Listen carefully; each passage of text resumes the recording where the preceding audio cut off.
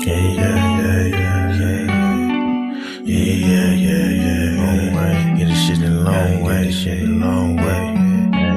Long way, hit the long way, long way, long way, long way, long way, long way, long way, long way, long way, long way, long way, long way, long way, shit, long way, long way, long way, long way, long way, long way, long way, long way, shit a long way. Gotta get the shit a long way, get the shit, gotta get the shit long, finish rich, yeah. Gotta get the shit a long way, get the shit, gotta know she don't really understand, man. Gotta know she don't really understand, man. Gotta get a meal, but she don't understand. She be tripping every day, she be tripping every way. But I gotta get this shit a long way, yeah. Tryna get money every single way, tryna get money every single day, yeah. Get money every single way, every day.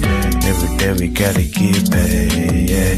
Every day we gotta get paid, yeah. I'm feeling like we be the new slaves. No, we gotta finish rich. No, we gotta finish rich. Got a new bitch, she don't understand rich. She don't understand, she gotta get rich. She don't understand, sometimes we gotta hit lit. No, we ain't hit lit. Tryna get the long way, yeah. Tryna get this shit the long way, yeah. Coach is tryna wrap up a entree, yeah. Told you the other day that did my palm strong. We gon' shoot the long way, we gon' get the long way, yeah. Yeah, get the shit the long way. My bitch be tripping back and forth like a palm way. My name Atari, I ain't playing games, just a little Atari. Yesterday she told me that she about to leave, said fuck it, bitch, we gonna get some money. Said fuck it, bitch, I'm about to get some money. So what I do today, I want to get some money, yeah. Cause we gon' get this shit the long way, long way, we gon' get shit the long way, yeah. Back and forth like the palm way, yeah. Man, I'ma get this shit the long way, get this shit the long way. Just the only way today, because they go with shit's crazy. We gotta wear a mask, we the new slaves, and we be wearing this shit like every day. We be okay, we gon' be okay, they gon' be okay, they gon' be okay for me, yeah. So we gon' get this shit the long way, we gon' get this shit the long way, we gon' get this shit the long way, we gon' get this shit the long way, yeah, we get this shit the long way, yeah, cause we gon' be okay, we gon' be okay, yeah, we gon' get the long way, yeah. Hello, everyone. Hello. Let me remove this. Hold on. Grab my water. I'll be getting thirsty like I don't know what during my talks. All right, it should be good now. Should have had that ready. Welcome. Welcome to another edition of... Whoops. Oh, no. Don't put that back in there. All right. Remove that. All right. Welcome to another edition of Savings Minus Debt. I'm LJ Young, the founder of SMD.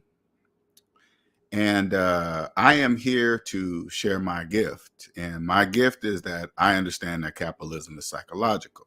All right. So if you're new to the channel, just remember this statement, okay? If it's not mathematically true, it's psychological for you. Everything is. Everything, your cars, your houses, your whatever, right? If it's not mathematically true, it's psychological for you.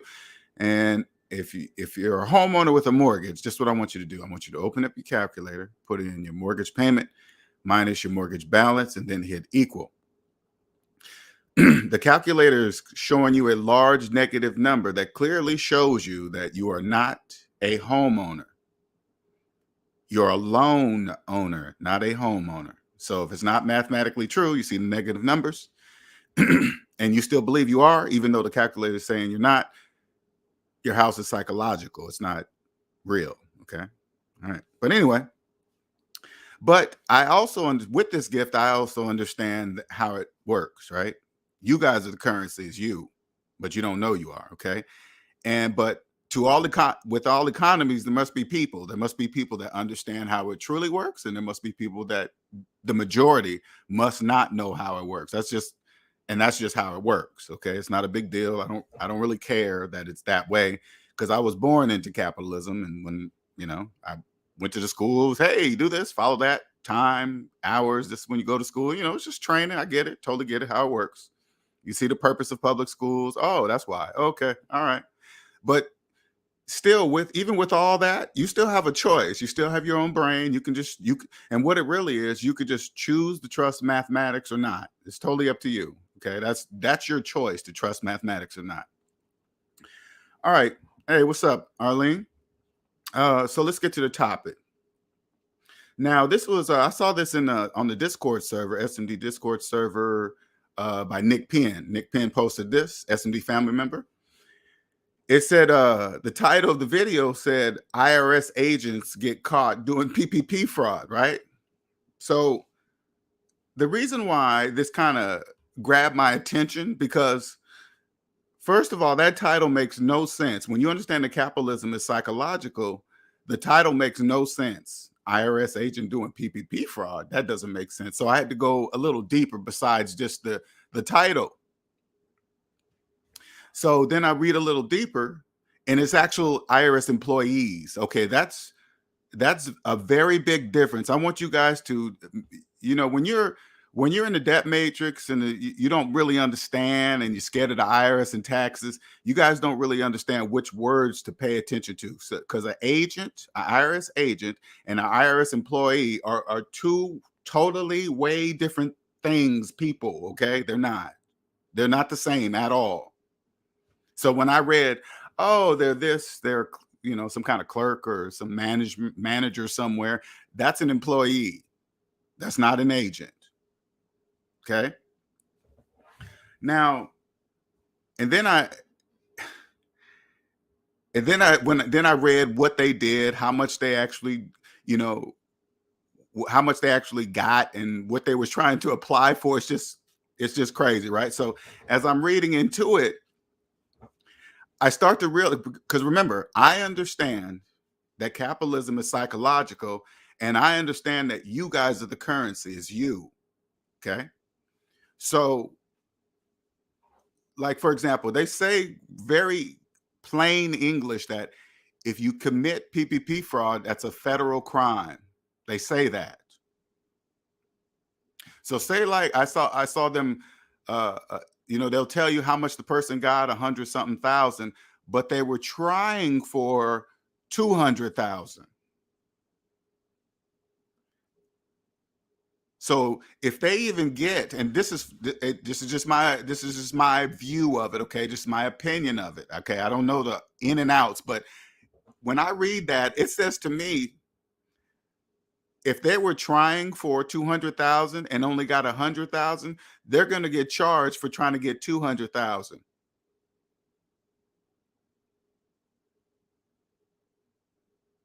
And when you do things like that, when you go ahead and know that this is a federal crime, you could possibly go to prison, and you go ahead and fill out false documents and press enter. As soon as you press enter, it's over right there. Even if you didn't get a dime, that's how I read it. But the bigger thing of it, you have to be a debt slave to do such a thing. That's why it's so easy. You guys, here it is, these employees at the IRS, okay? But you got to remember, well, this is what I meant to say too. There are not many people that understand capitalism is psychological, okay? What that means is, if there's so few of us that know how it works, we're not going to be working for the IRS. We'll work with them, but the majority of them say, hey, I know capitalism is psychological, I'm going to work for the IRS. It doesn't really work like that. So there cannot be many people that understand that capitalism is psychological that works for the IRS. There can't be. That's just impossible. You can't. There's not many. But you better believe there are a few. When you guys put it this way, they obviously knew they worked for the IRS before they did it. Okay, they know where they work, but they obviously didn't know. This is the obvious thing. They obviously didn't know. Okay, how can I even say this? They obviously didn't know the connection of doing that. You better believe the news media, they knew you guys were gonna, debt slaves were gonna run with this. Oh my God, look, IRS agents are stealing. Also, it's like everybody's corrupt. That's all for you guys to run with. That's not, you got, listen. That's why when I saw agents, I was like, let me read that because that doesn't make sense. An IRS agent committing PPP fraud. That makes, listen, that makes absolutely no sense at all in the world, nowhere. That makes no sense. I couldn't even, can you can, if you even try to picture that, say like there was, and this is a hypothetical situation. I'm not saying it's true. I'm just giving you an example of what it would even look like. Hey, say like I'm the IRS agent. I work at the IRS. I'm an agent catching people committing tax fraud, but then all of a sudden I get caught for PPP fraud. That's public information that everybody can see. Can you imagine that? Hey, Linnell, can you come into my office, sir? Okay. Hey, sir. Yeah. How you doing? Hey, how long you been an agent here? Oh, about 15 years, sir. We just discovered you committed PPP fraud. What? That doesn't make any sense. That makes no sense. No, that would never happen. But what you guys don't know is your credit report tells, like, here's another example. If I went to apply at the IRS to be our IRS agent, you better believe the first thing they're going to do is run my credit. Because you guys don't know what credit reports are really for. You guys don't really understand that. But when they run my credit report, they will immediately see that nobody owns me. And I'm 52. They will see that nobody owns me.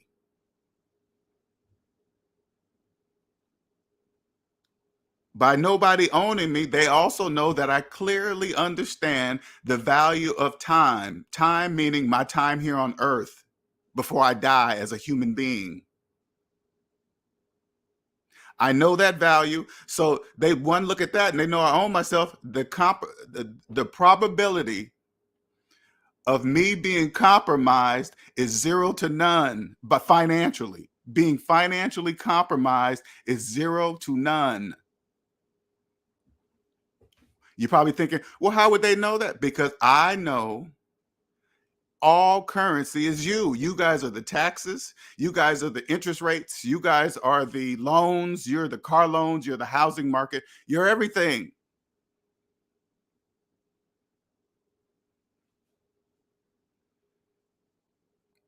When you understand how that works, there's absolutely no purpose to cheat and lie on your taxes and steal. And you don't have to do any of that. You don't have to do none of it.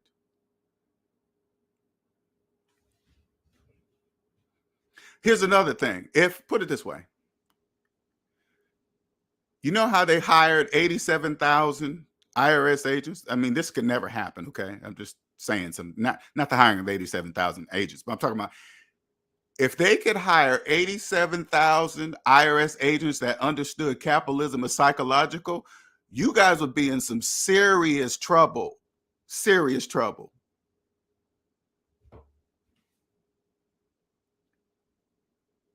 Serious trouble.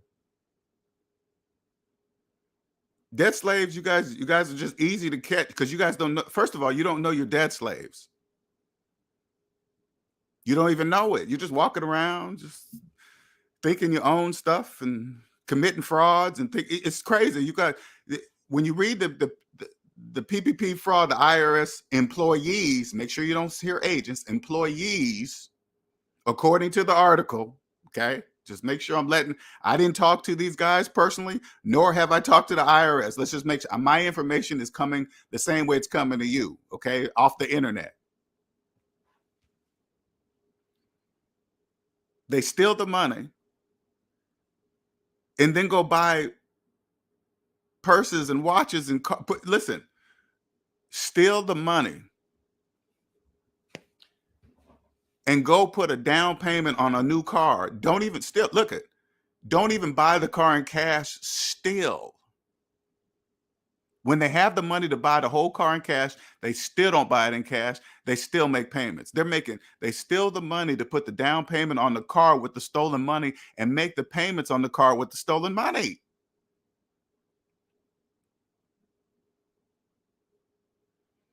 When the government or the IRS comes knocking on your door, what are you going to say? I mean, I wish I wish I could be a fly on the wall. How would that conversation go? Hey, yeah, how you doing, sir? Yeah, we're the government. This is meet my partner, the IRS. We're going to come on in and talk to you about some things that you've been doing that that you wasn't supposed to be doing. Now, the right thing to do is say, "Hey, you caught me. Hook me up. Let's go." Don't be talking about, "Hey, I'm gonna get a lawyer. I'm gonna fight this." They're gonna be like, "What? Fight what? What are you gonna fight?" Even when even and I really go deep on these thoughts, right? Say like the people get caught and they don't plead out. They try to say, "Hey, I'm innocent." They plead not guilty and pick up a lawyer. When they go look for a lawyer, what do they say to their lawyer? How does that how does that conversation go? Hey, yeah, I need some legal representation for this PPP fraud that I committed. Oh, what? I don't get it. I don't see how that would even work. I don't really get it. But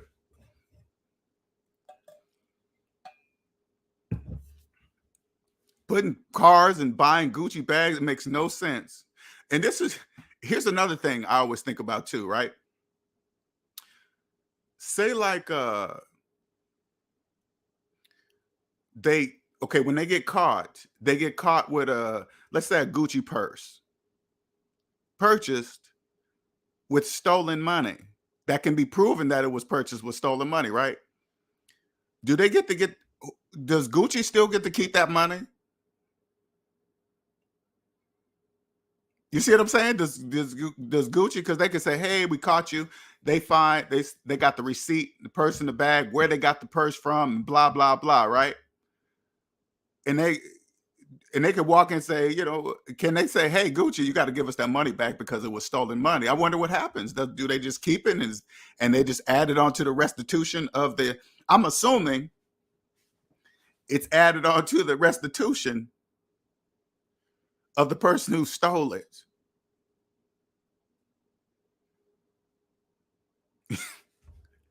As I'm speaking this out loud, man, I just start to see things a certain way.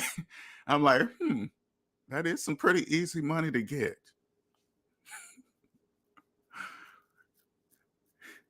And because if you think about the bigger picture, okay, that's a lot of money to get very easily. And the only people that would do that are who? Debt slaves would do that, risk their freedom for money. That's Listen, that's easily traced. And then the people that steal that kind of money, what are the first thing they're gonna go do? Go spend it. Go buy things that they could never afford in a million years. They're gonna go buy it. So they can what? Show their friends.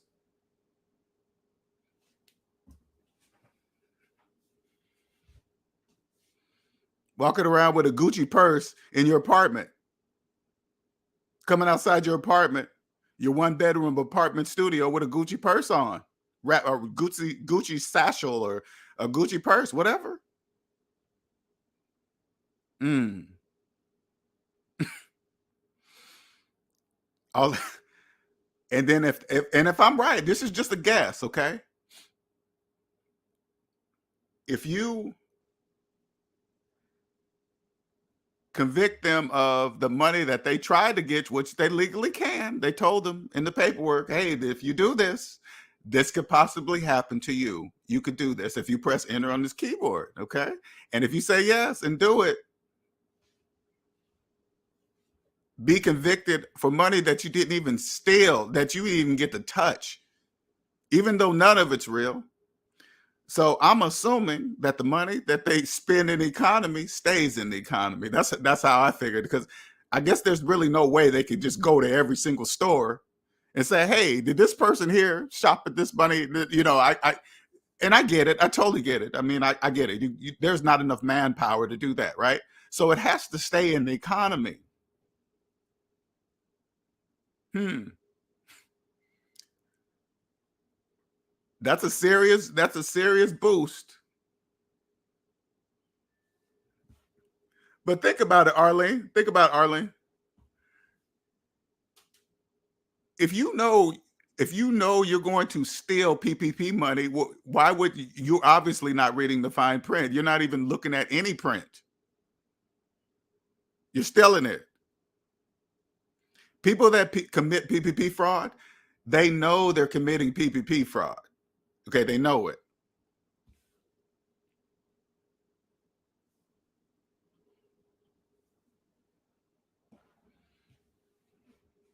What I do is like it's also called the gift of the obvious.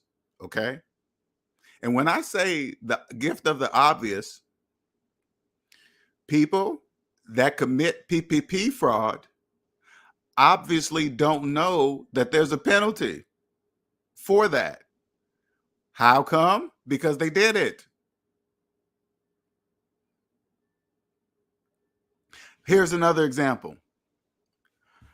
I do not need to, like, I didn't have any business at all in 2020 or whatever, right? With employees and all this other stuff. I already know that. Okay. I already know. So if I go, that also means I don't need to read the fine print in a PPP loan because I'm never going to get it because I don't qualify for it. So I don't really have to know what the fine print is because I'm not doing it. I obviously know not to do it. I don't even listen.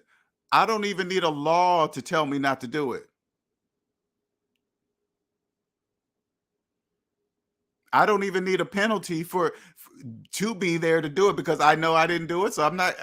I didn't do any of that. So I'm not going to apply for it.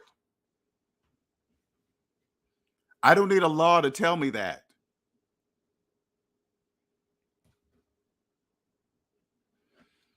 And you know, so crazy. I really believe, like when I was younger, then this is a little bit off, but when I was a kid, I had rules, man. I had chores, I had rules, and there was penalties. And this was just my mother, and there were penalties for not doing something. There was a penalty, and each time I didn't do it, of course, I'm gonna test just like everybody else, test the laws. But this is the law of the house. Every time I test it, I got a penalty, so I learned not to do that. Now, if my mom had set up rules and told me I had to do this, and then I didn't do it and nothing happened, I would have learned nothing. I would have learned I would have learned that, hey, it doesn't matter if I do clean my room or not. It doesn't matter. Nothing's going to happen anyway.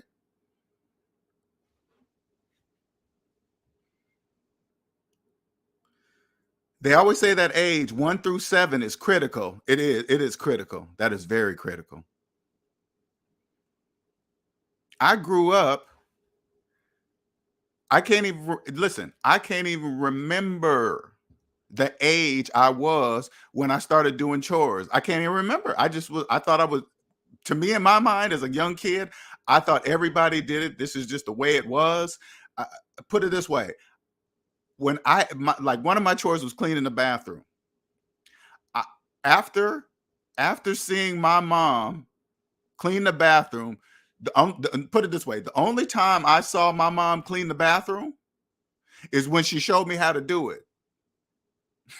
After that, I've never seen her clean another bathroom. It was just me. That was my duty. Sister, the same thing. It was just, and when I went to school one day and I came across a kid that told me he didn't have any chores, I was shocked. I was like, what? I was in grade school still, by the way. I was like, what? You don't have chores? He's like, nope. Went home, told my mom, hey, mom, I was at school. Little Johnny said, he said he don't got chores. She was like, so? What's little Johnny got to do with you? Nothing. Okay. So I just went back to my room. Bewildered, just sat on my bed. I was like, oh, damn, that didn't go the way I thought it was going to go. I don't even know how it was going to go. I think I was just in shock to see a kid. He didn't have no chores. He didn't have a bedtime. He had nothing. I was like, damn, listen, I had to be in bed by 9. I couldn't be When 9 o'clock comes, start brushing my teeth, washing my face. No, I had to have all that done by 9 o'clock. That's so I knew when it was getting close to bedtime, I might as well start brushing my teeth about 8:45, 8:40. Crazy. But it instilled that in my life. So I'm assuming, I say assuming, but it has to be right. When I grew up, I just knew, you know, oh, okay, well, if I do that, I mean, don't get me wrong, I did still did stupid stuff that could have changed my life in in incorrect direction, but still, generally, I was like, if you steal cars, carry guns, you could possibly go to jail. I was like, I ain't gonna be doing any of that as a underage child, underage kid. I just, I'm not gonna be doing that.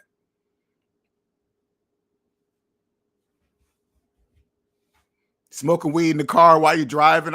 When I was young, I had some friends that used to do that shit all the time, smoking weed, driving. I'd be like, God damn, you just don't care at all. And not saying that you're gonna to care to hit somebody because you're high. I'm saying just when you get pulled over, what are you gonna do?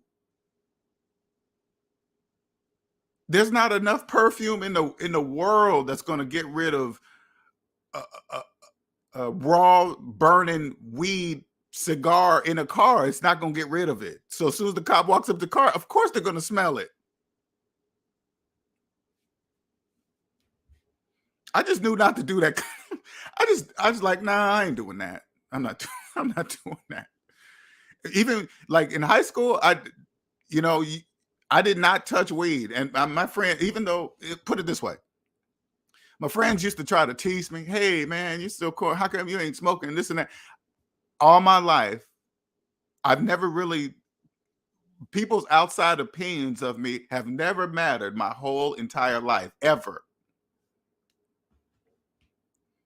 I never thought twice about somebody, hey, you don't do this, you don't look like that, or what. I just like, hey, I don't care what you I don't care what you think. Little did I know that that's a power. I did not know that was like a superpower. I didn't know that.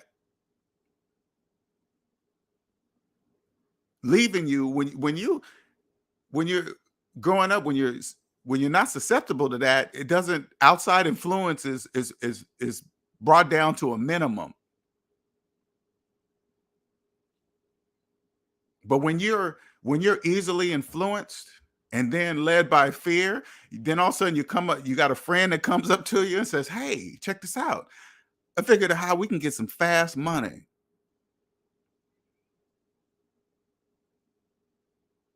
Anybody that comes up to you like that, talking about, hey, let's do this PPP fraud, they're telling you about themselves immediately. Somebody even mentioning that, considering that to you, they're telling you about themselves.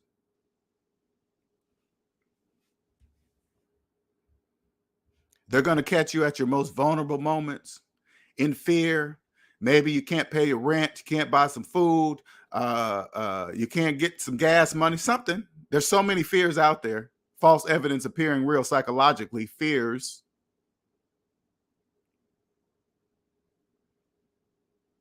Then they're going to catch you with the fast money thing. And what as debt slaves, now you got to remember, even the people, you got to remember the people that come up to you with these telling you about this, they're also debt slaves too. The reason why they're coming to you is what? Money. You want to do it for the money, they're helping you do it for the money.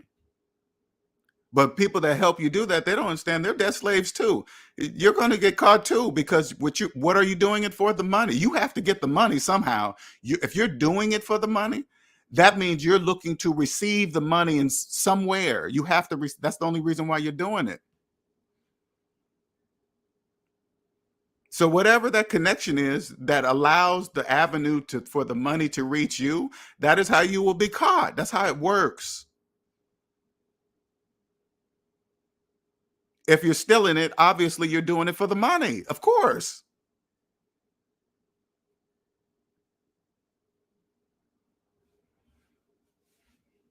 And if this, I mean, I guess it doesn't even matter if you, if they're, and if this is true, and if somebody can verify it, if you are convicted on the amount you're trying to, that you tried to take versus the amount that you actually got, ooh, wee.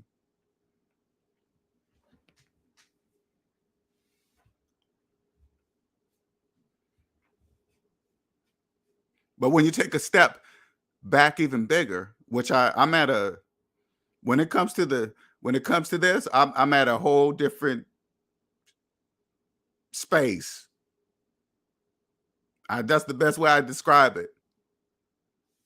But I also, what it is this, because when you come to this channel, you don't really understand what I'm talking about. And it's very difficult for you, especially as a debt slave. If you've been in debt all your life, you have no idea what I'm talking about, why there's a difference between an IRS employee versus an IRS agent. What's the difference? They both work for the IRS. There's a big difference. When you look at it a bigger picture, that's how debt slaves are created. You guys volunteer yourselves. You're probably thinking to yourself, what do you mean? Only debt slaves would steal PPP money. Do you understand that? Only debt slaves do it. Only debt slaves create business or try to create something thinking you guys are funneling the money through this person, through that bank account and this and that and blah, blah, blah.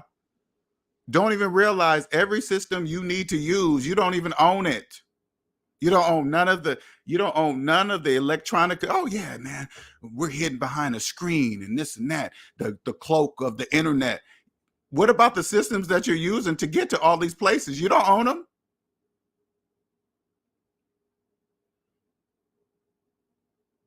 Every time you make a call on your phone, you don't own the business that allows that call to happen. I understand this.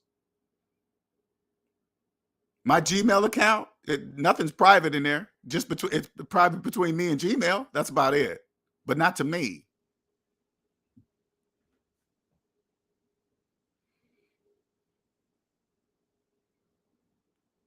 You know how many people like get online and use the video chat and be doing some nasty stuff? You guys know you don't own all those videos. That's not your system.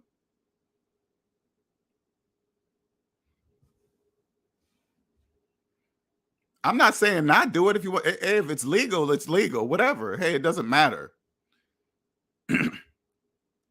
Stuff like that is, that meant to damage somebody's reputation and this and that because they made a sexual video and shared it with a person across across the internet. Hey, you got caught doing this. Is it legal? Yeah. What are you talking about it for? It doesn't matter.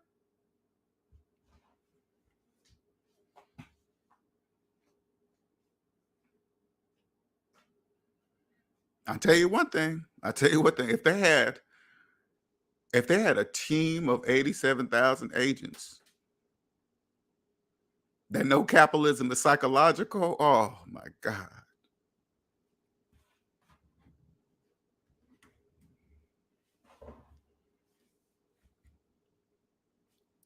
PPP fraud, you guys, man.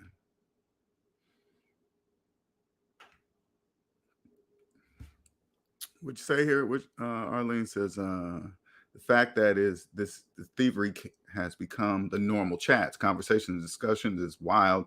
Imagine if those loans were never made available.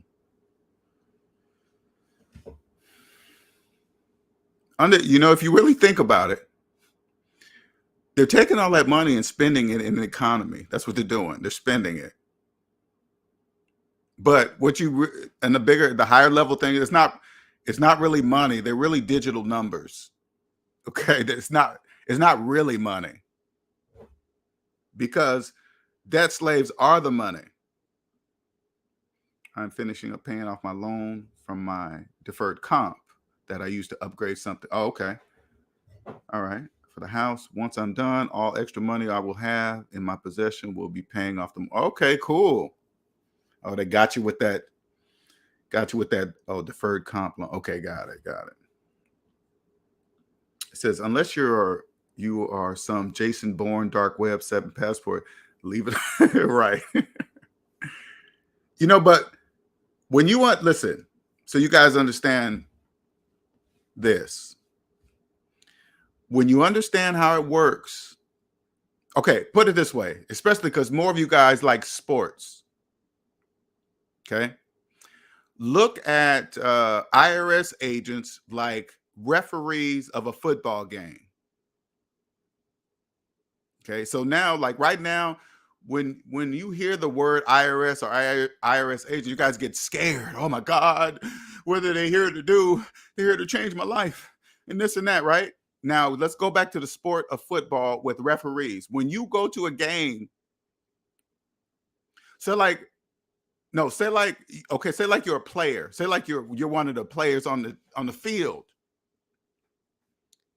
When you go on the field and you see a referee, do you get scared? Oh my God, there's a referee.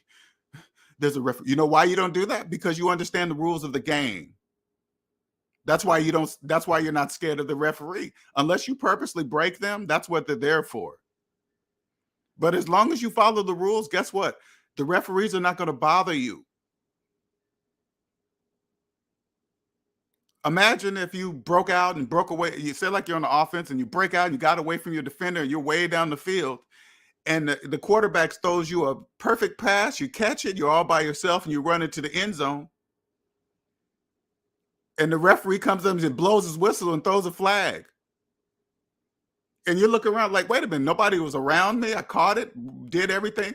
Do you think that would happen? Do you think the referee would come up and say, hey, throw a yellow flag, give you a 15-yard penalty?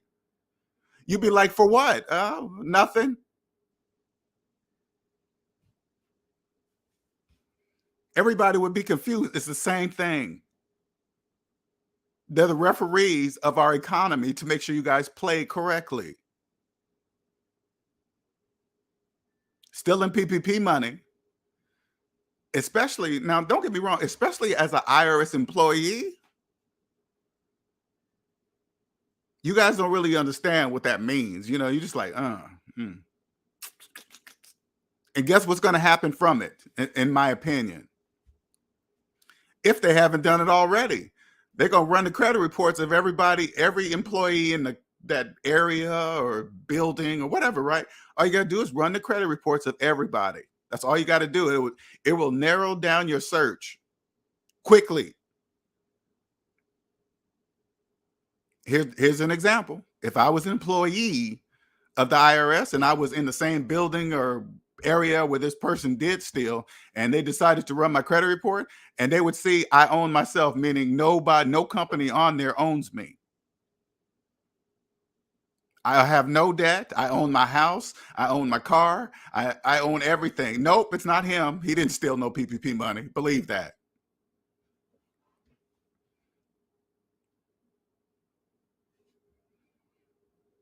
Is he funding his 401k fully every year? Yep, all 20,000. Nope, it's not him. What about his HSA? Did he fill that too? Sure did. Nope, not him. It's not Linnell. What's up, Alonzo? That's why you guys got to try not to, especially, and I don't even know the dude, okay? But that was the title of his video. IRS agents got caught stealing PPP money. That's not true. Why are you putting that in the title? They did not say agents. You guys got to be careful. You got to go. This is what I do, me personally. Okay, I'll go read an article. This is my motto. I will go read 3 articles of the same subject.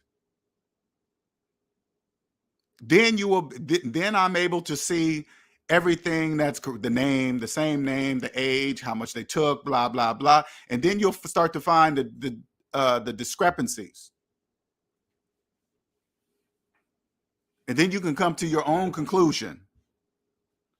Hey, wait a minute. They're saying employees here, but the title of this video says agents. They're not saying agents anywhere in this article.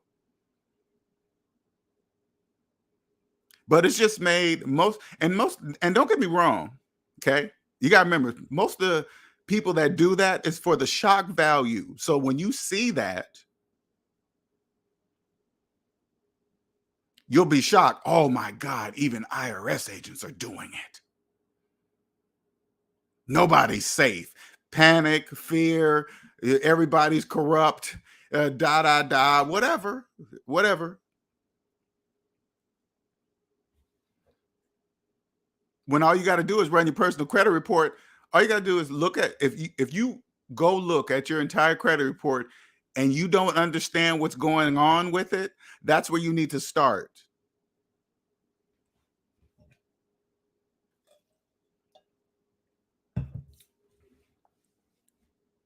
I guarantee you this. I guarantee you this. And well, I can't guarantee you because I don't know. And this is just my opinion. I guarantee it's my opinion. The IRS employees that got caught with PPP fraud, I bet you one look at their credit reports will tell me why they committed PPP fraud. I guarantee you they're deep in deep debt. Deep. Being in deep debt causes people to make irrational decisions out of fears, out of fear. Deep debt will make people do things that they know they shouldn't be doing. Oh man, I'm gonna make a quick $1,000 from selling this cocaine.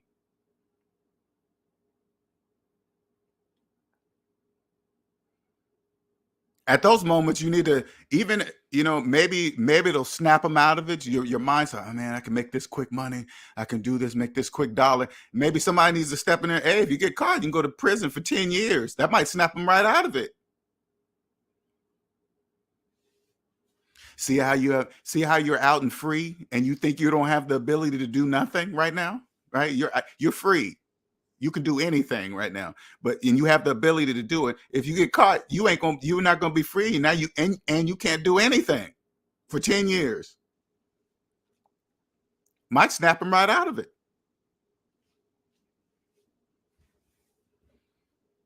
Those are things that you guys cannot see. But why would somebody that works at the IRS commit PPP fraud? They're in debt. That's why they're doing it.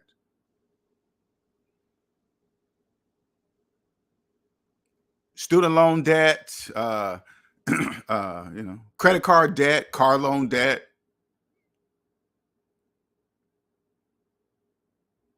Not that it matters. Not that it matters, right?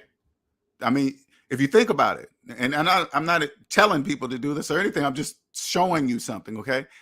How many people do you think that would commit PPP fraud and pay off all their debt?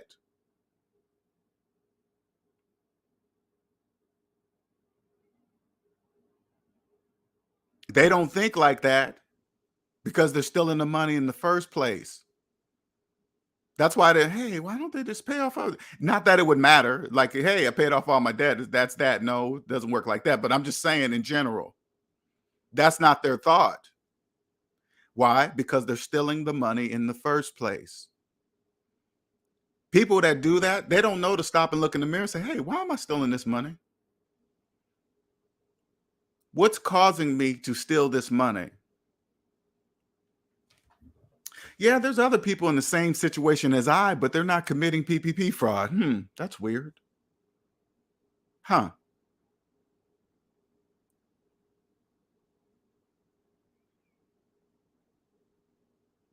It's almost like the people that have done it, which is bananas because your name is openly, publicly, anybody can look up and see what it's like you don't have to even be a lawyer or nothing. You could just go run the thing or the report in your state, in your neighborhood, find the name of the people and they ain't got no business at all. So for a fact they committed PPP fraud. And I bet you this. I bet you half the people that do commit PPP fraud or guided into it, they don't know that's public knowledge. They don't know that you could just look up their name on a website and see who got it, when did they got it, and where and for what. And the person personally, and they ain't got no business at all, never have.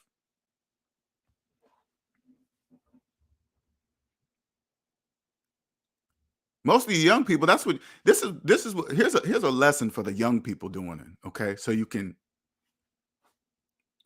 see who are your friends. If you got a friend that got some money out of nowhere, and you guys are young, early 20s, late teens, late teens, because you're 18, you can do it, I guess. But then you see them get some money out of nowhere, just run the PPP thing. You know, they ain't got a job, they ain't doing nothing, right?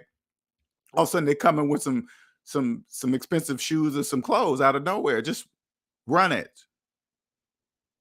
And then when you see their name and how much they got, just don't tell them. Just ask, hey man, where you get all this money from? See if your friend lies to you.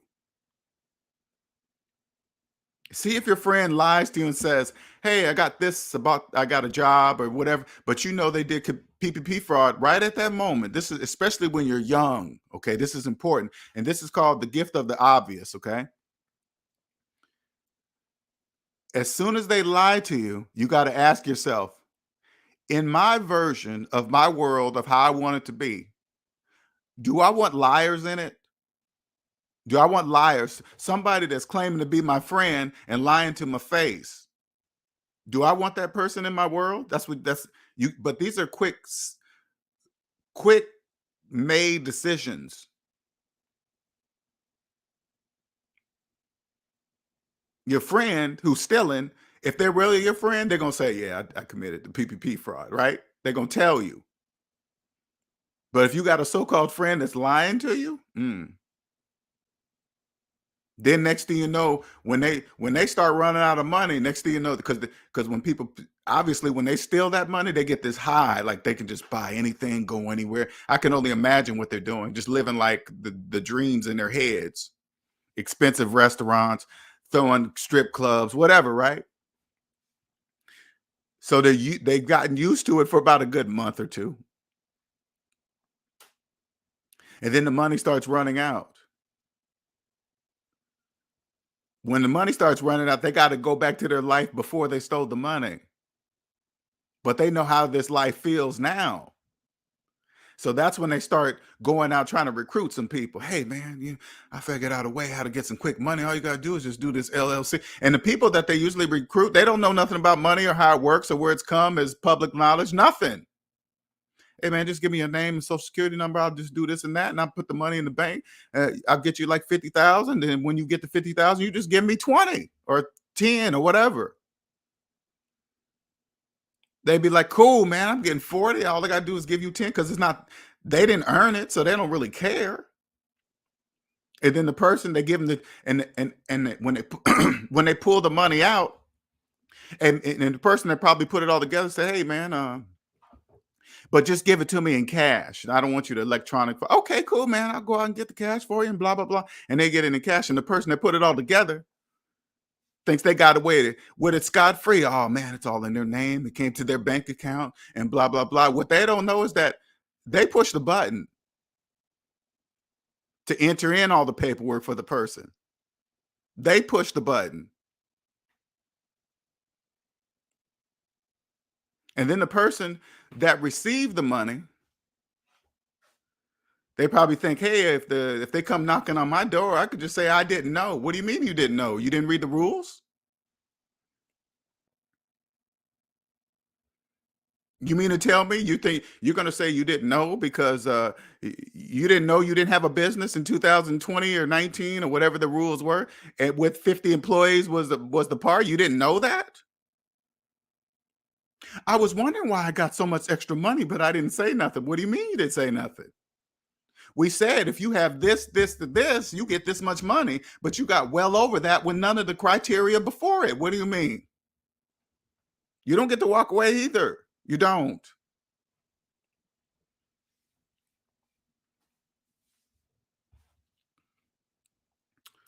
What'd you say, Gabriel? 98% of my childhood friends I grew up with, me too. I don't talk to them. I maybe got one or two of my friends, and I'm 52. If they really my friend, they're gonna give me some of that PP money.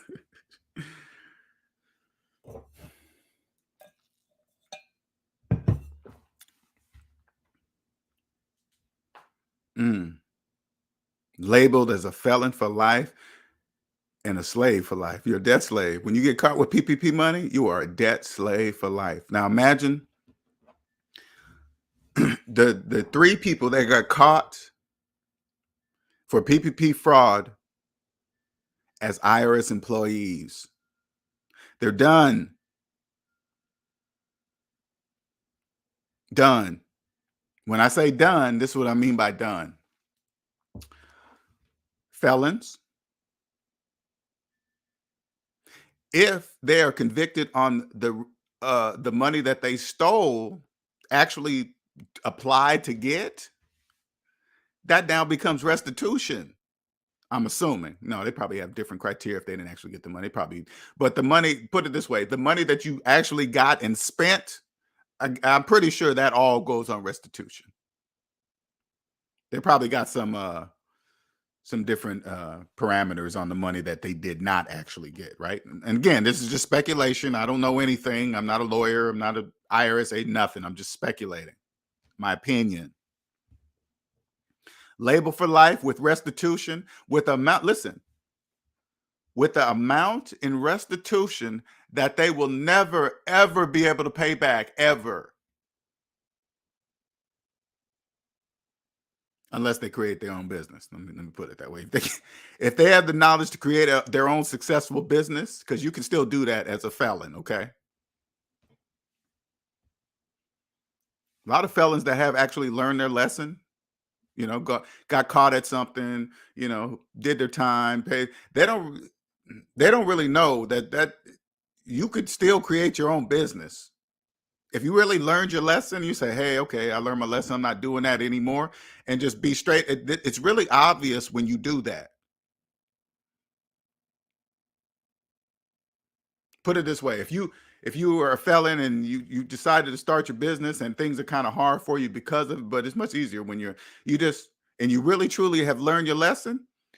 When it's time for you to open a business, you make sure you get the proper licenses. You make sure you get the proper this and this is all you got to do. You don't have to know about the stuff. Whatever city, you don't have to know about the licensing. You don't have to know about the taxes. You hire a professional who's personally debt free. Then that's a requirement. Personally debt free that does understand all the laws and regulations in that city, in that state, across the country, whatever you need. When you do that, and all your paperwork and your taxes and everything is filed properly, that's pretty obvious to the IRS that you understand how it works. That's pretty obvious to the city that you live in that you understand how it works. Because everything is done perfectly by a professional that loves to do it, has been doing it for years, or whatever the case may be. They know that's what they live and do. What you guys don't understand is that people don't take the time to properly do that, to make sure it's done right. All you got to do is hire a debt-free person, debt-free tax professional, debt-free accountant. They will tell you exactly what to do. Hey, you have a business, make sure you open this business account, put all that money there. All money comes out of there or goes in there, or whatever is there. Everything, use this card for this account. Anytime you buy anything for a business, just use this card only. Everything stays tracked.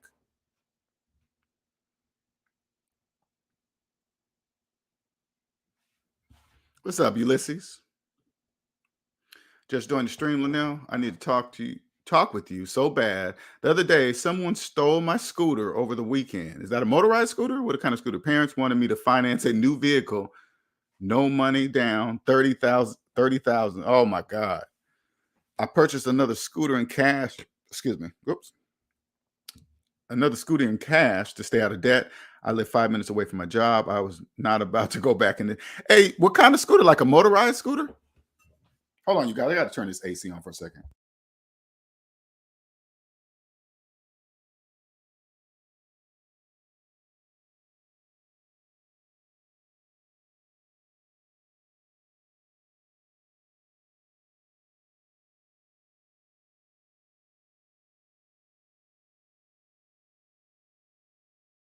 All right, I'm back. 5cc. Oh, 50cc. Okay, got it. This was after I found out my truck engine blew up. Okay, got it, got it, got it, got it. I told you, I always try to tell people that once you get out of debt, it will take a lot for you to go back. That part is really difficult to explain, but it just is because you don't really, okay, put it this way, all right, and it's just me, okay, and I do understand that it is a gift. Like ever since I was a child, I didn't care. I never cared about outside people, what they thought of me, telling me what I can and cannot do. I used to always think that was weird. I used to think, why do people think they can do that? I don't get it. But that I didn't realize that was a superpower. Because when you get out of debt, you're going to have to ignore the people, the debt slaves that are going to be doing that to you. Why are you doing that? Why are you driving this old car? You're going to be living like a bum. You're going to be living in a cardboard box on the street. They all say the same program, but what you guys don't understand comes with this is the gift of the obvious. So when you hear debt slaves talk like that, guess what they're doing? They are telling you their fears. When you're getting out of debt and they say that same old thing, you're going to be living on the corner in a cardboard box. That is what they believe is going to happen if they did what you're doing. They believe they will be living in a cardboard box. Why do they believe that? Because that's what they've been shown on TV. If you do this, you're going to be living like them. Debt slaves don't know to go out on the streets where the homeless people are and say, hey, did you ever have a house? Did you ever drive a nice car? Did you ever have a living room, dining room table, a regular bedroom set, sleep in your bed every night, wake up, go to work, 40-hour week work, weekends and barbecues in the background? I guarantee the majority of them will say yes.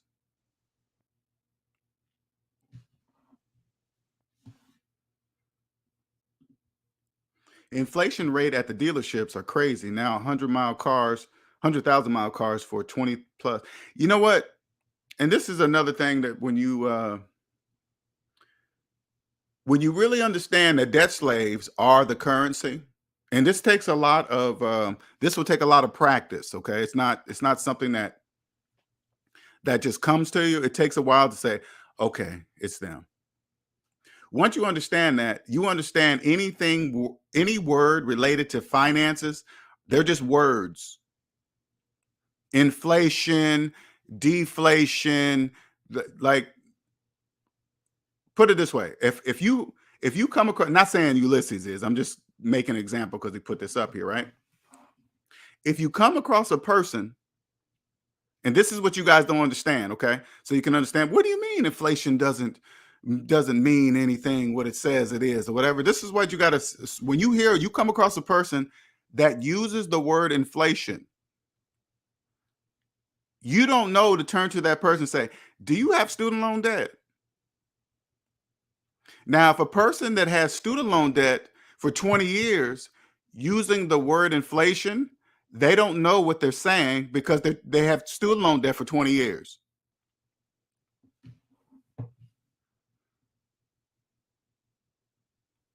You hear somebody talk about, oh my God, man, taxes are going up.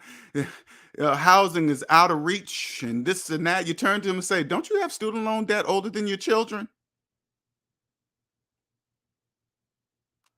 People that have student loan debt older than the children, of course they think prices are going up. Of course they do, because they got a whole bunch of the interest rates are going up on their loans and everything they're making payments on. That's why it seems like that.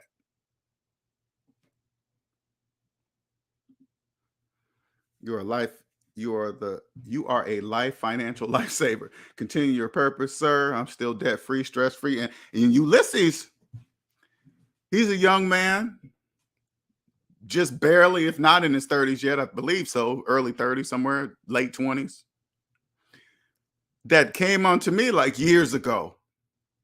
Years ago. We tried a couple things. This is the early stages when I didn't know capitalism was psychological. I didn't know that. Now I understand 6 cents, CENTS, that's real. The gift of the obvious, right? Early days. Ulysses jumped on, fell off for a minute. And he was like, "Ooh, I don't like this. I'm not doing that no more." Okay. And that's all part of the process. Now, there's people that follow me, and I want you guys to understand, especially the people in the background, because there's more people that follow this channel than the people that actually communicate, than the SMD family members that actually communicate, which is not a big deal. I don't care. I know there's more of you. Now, I know of you, most of you guys would probably tried it yourself and fell off. And, damn, I'm not going to tell LJ that I financed the car. I want you guys to all know that's part of the process. If you came on the SMD and you felt like you got in a situation to where you had to finance a car, this is what you guys don't know. Okay. This is the important fact. Say like you paid off all your debt. And then all of a sudden you got a fear, false evidence appearing real, that, oh my God, I have to finance a new car. I have no choice. But you already know what it feels like to be debt free. Okay. This is for you. And then you finance a car. Here's the difference. Before you were debt free, you thought financing cars was normal. Now, after knowing that it's not normal, and then you finance a car, that's going to be torture for you. You're going to know, oh shit, now I have to work X amount of hours because I got to pay for this car. So I have to be at work. When I had a job and being debt free, I could work 32 hours a week, 24. It really doesn't matter. But now I got a car, I have to work 40. Knowing that you promised, listen, when you signed the car loan, knowing that you promised your future earnings to a bank, to money that you haven't even earned yet. You haven't even earned the money that you promised in them. Can you imagine what that would be like to be in that? That would be drip torture for me. I'll ride a bicycle before I would buy a scooter too. I live in a place where I could get away with riding a scooter. That's what I would do. People honking at me on the road, get out the way. I don't care. You probably got a finance car anyway. It doesn't matter.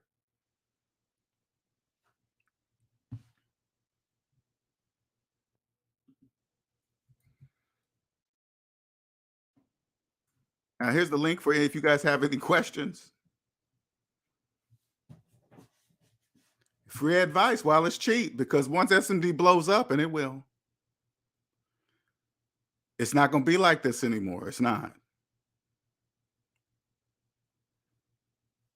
I don't want you guys talking about, man, I should have talked to him back then, man. I would have got this information for free. Now he's charging $1,000 a pop.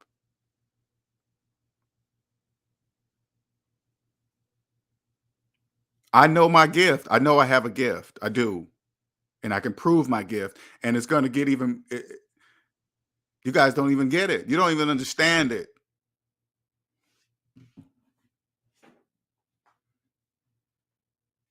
I was thinking about this the other day, which would be awesome. So, and it's like, it'll be more like,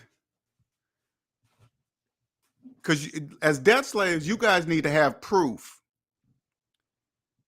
especially coming across a channel like this and you hear a guy like me talking, you're like, I've never heard anybody say anything what he's saying. You got to prove it to me. That's I get. And listen, I totally get it, because that's what I would have said if I was a debt slave. Hearing a person like me talking on the mic now, I'd be like, oh man, he got to prove that. I hope one day that I get a IRS to be on a podcast with an IRS agent. This is what I really want. Okay. To be on a podcast with a top IRS agent or a top person in the whatever. I don't know. I don't really know the structure. I never really bothered to look it up, but I'm just saying somebody that's top, and a top psychologist. The top person, whoever that is, whoever, put it this way, whoever you guys believe that person is, that's the person I want to be on the podcast with. Those people. And I just want them to hear me speak.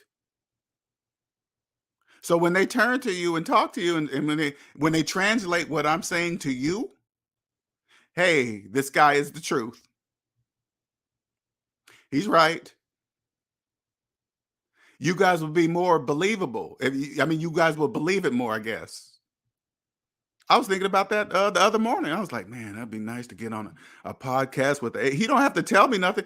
What they do, just listen. Just listen the way I speak. And then let them turn to you and say, yep, that's true.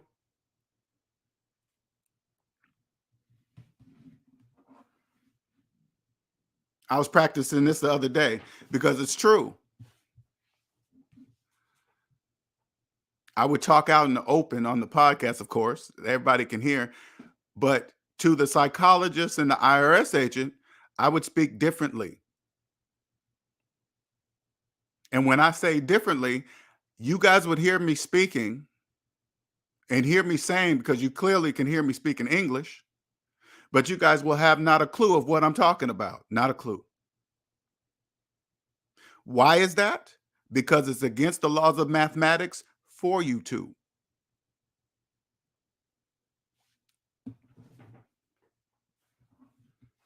I will speak to them a certain way in front of you, and I will speak to you a certain way in front of them so they can see what I'm talking about.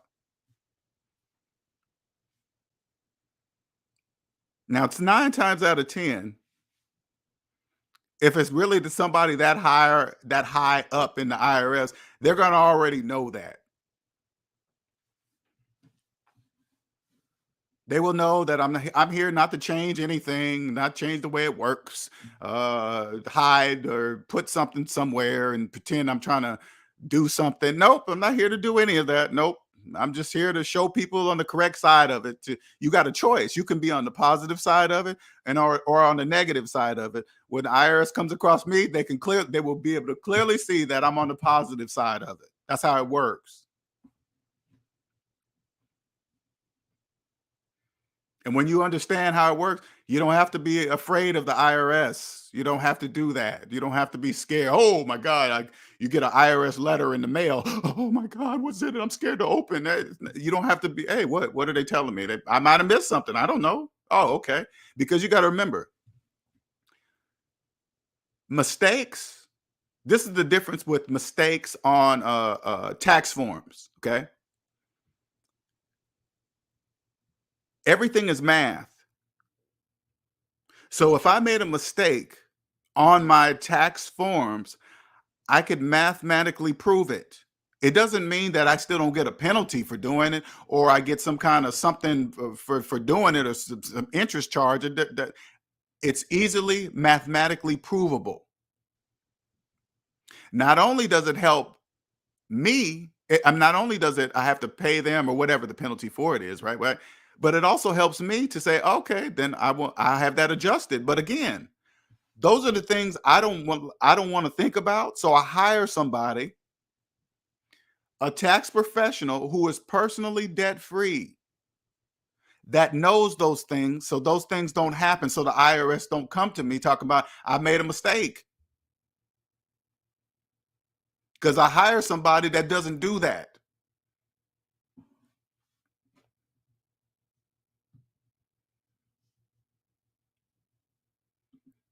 Would you say when I purchased the scooter, the clerk at the register said she wished she had paid her vehicle. She had a oh wait, she wished she had a paid vehicle. Her lifted Ford truck payment was 730 a month. I think 700 is the new average monthly payment now, minus insurance. She has 3 kids and stays with her mom at 23. Getting them young. Getting them young. Going back into debt after being debt free will force you to pay the new debt off faster. Well, sure will. You'll figure out how to pay a 4-year car off in 1 year. Yes, you will. Yes, you will. If you have it to, if you have to in oh yeah, if you have to go in debt, it'll be short term. It will. And I want and again, I want people that follow SMD. I want you guys to understand, if you don't want to do it with me to help you just accelerate the process, if you want to do it on your own and you're making mistakes, mistakes are important. As long as they're not mistakes if you learn from it. Because I promise you this, once you feel what it's like to be debt free, and then some fear scares you back into debt by financing a car, that's going to be drip torture for you.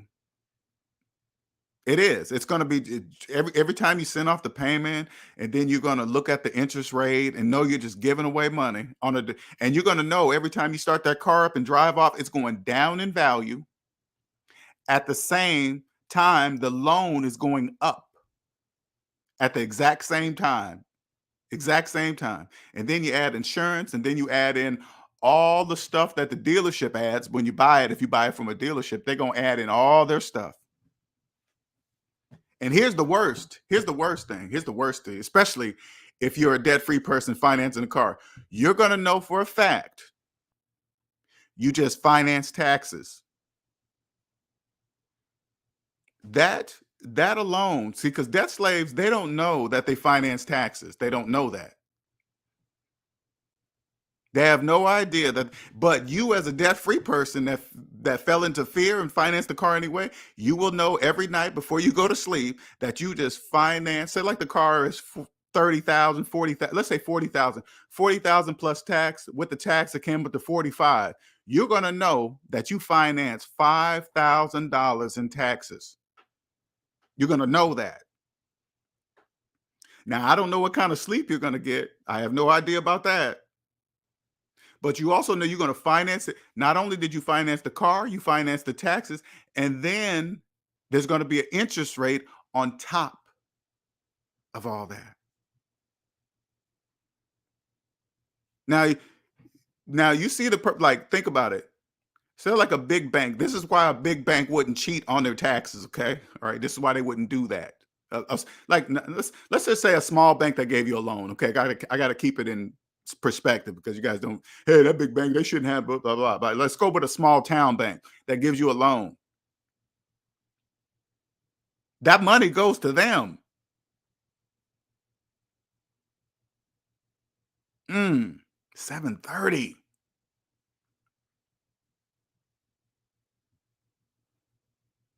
730 at 23 with 3 kids.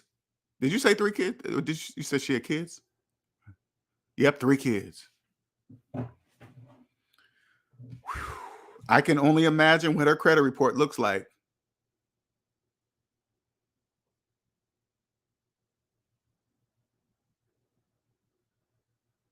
The bank wraps in that tax money. You think they're gonna not pay their taxes? They're gonna be like, here you go, IRS. Here's the $5,000.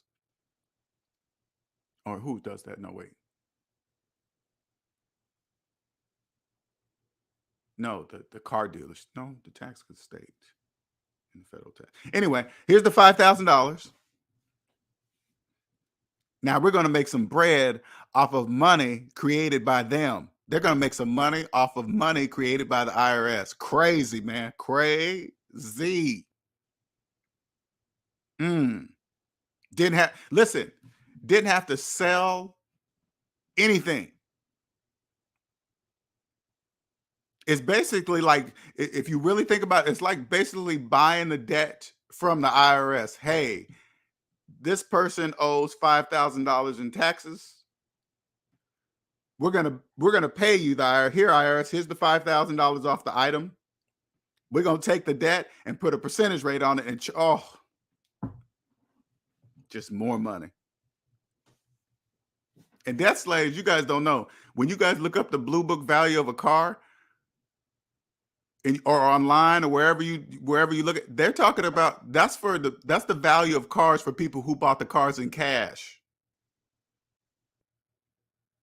or buys cars in cash. Bought the car in cash or buy cars in cash. That's not for you people who finance cars. For the blue book value of your car, you have to call the bank. Google doesn't have that answer for you. Google has the answer for people who paid cash for their cars, not for people who make payments. You just call up your bank and say, hey, what do I have left on my loan? That's the blue book value of your car.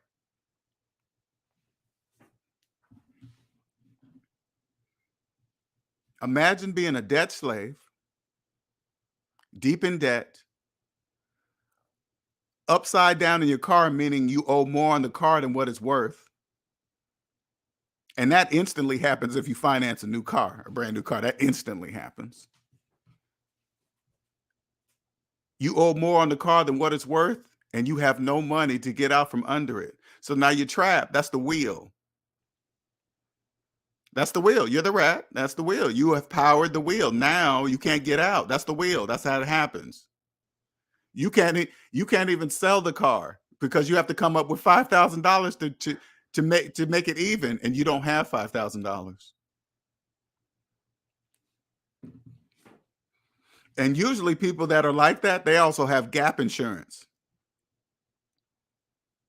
Now, people that have gap insurance and always have had gap insurance, you guys think that's normal. That's only for people that are upside down in their cars, in their finance car. People who pay cash for cars don't need gap insurance. They just need insurance, not gap insurance, because there's no gap. What's up, Yellow J? Hawaii living. I walked into the Virginia DMV with my Hawaii title on my 2020 Jeep to get it registered in the state. When we were finished, I asked the clerk how often she sees titles. What'd she say, man? Man, don't leave me hanging here. You better not leave me hanging. I want to know what she said.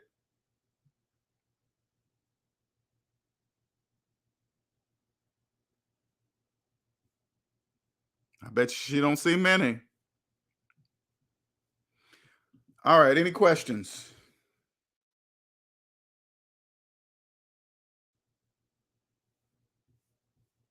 Any questions? Oh, how do I do that? Oh, any questions about the title? I mean, the title of the video. Okay, I asked her.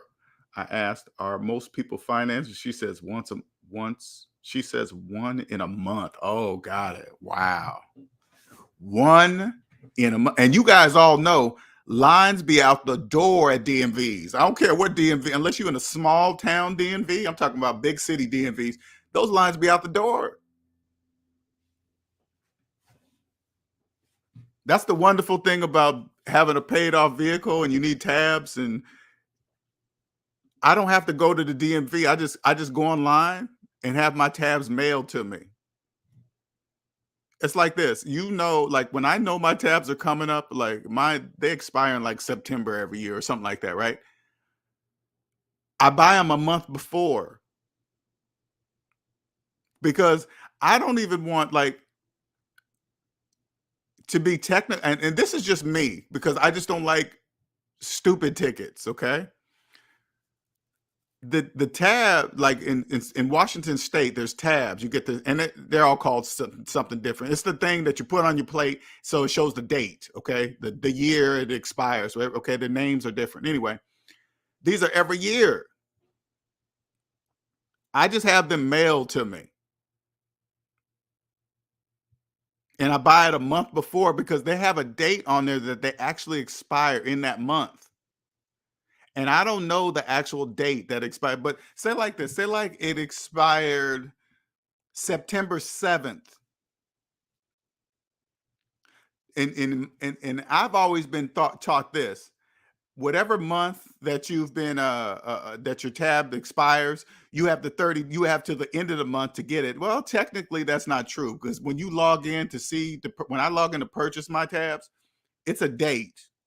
So technically, if an officer is having a bad day and pulled me over September 8th, he could technically give me a ticket. I wouldn't be mad at him. Maybe he's just having a bad day. Maybe he just want to do, or maybe he's just simply following policy. I don't know, whatever. But my point is this, he or she would have the legal right to do it, period.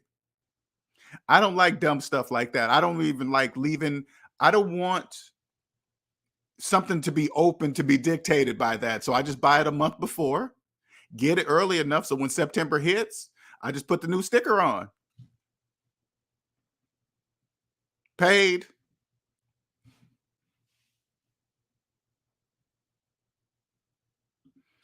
I remember I showed you the title in Discord when it was new. I remember that too. Yeah.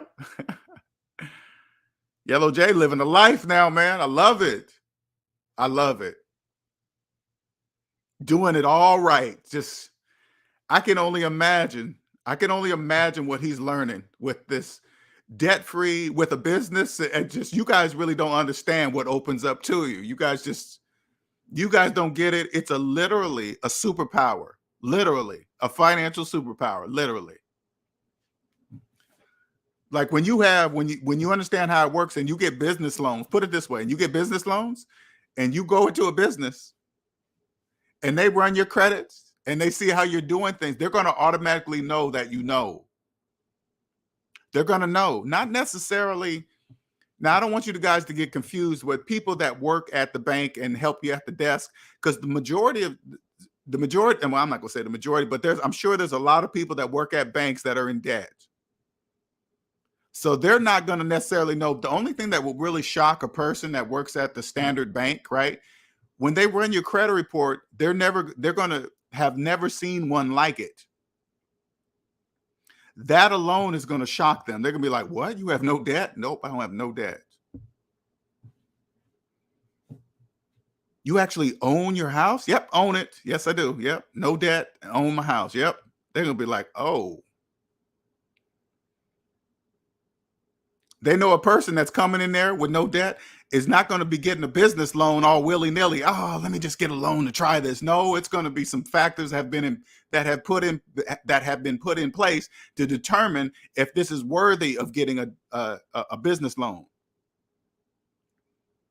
Because once you discover something and you know it's going to work and you decide to go get a business loan, then you already know as a person that business loan is going to be paid back by my customers, not me. My customers are going to pay that. My customers are going to pay the taxes associated with it, the loan, the fees, the interest rates. My customers are going to do all that.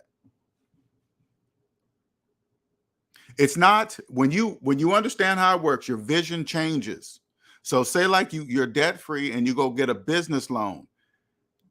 You're not really paying taxes and fees and interest. You're making less money. Okay, let me say that one more time. When you understand how it works and understand capitalism is psychological, you're not really paying taxes, interest, and fees. You're making less money because you have them. Okay? So if you create a business and say like, when you're debt, man, this is very difficult to explain, but when you're debt free, put it this way, when you're debt free and you create a successful business and you have no debt, that means less draws for personal money off your business. That means also the money that's made from your business can be put back into the business to pay off the loan faster,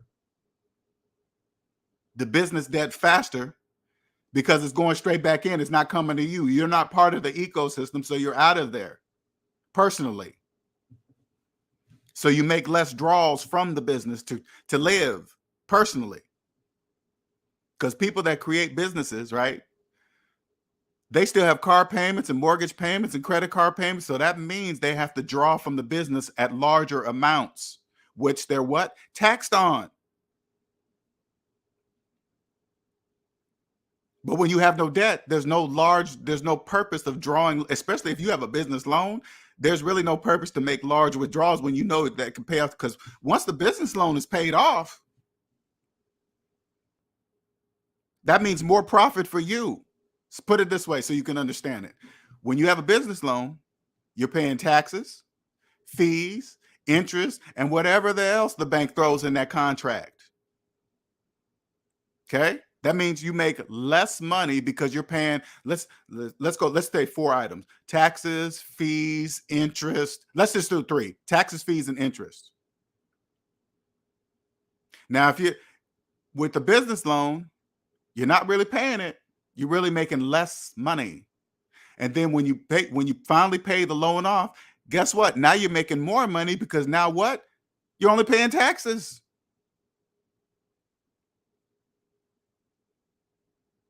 The only thing that's coming out of it is the taxes, not interest and fees. So now you make more money that goes to you, and just keep repeating the process.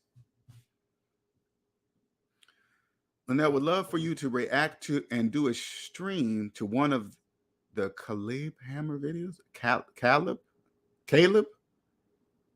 videos. Americans' debt is crazy. It's good. You know what? Okay, I think I know who you're talking about. Young kid with glasses, right?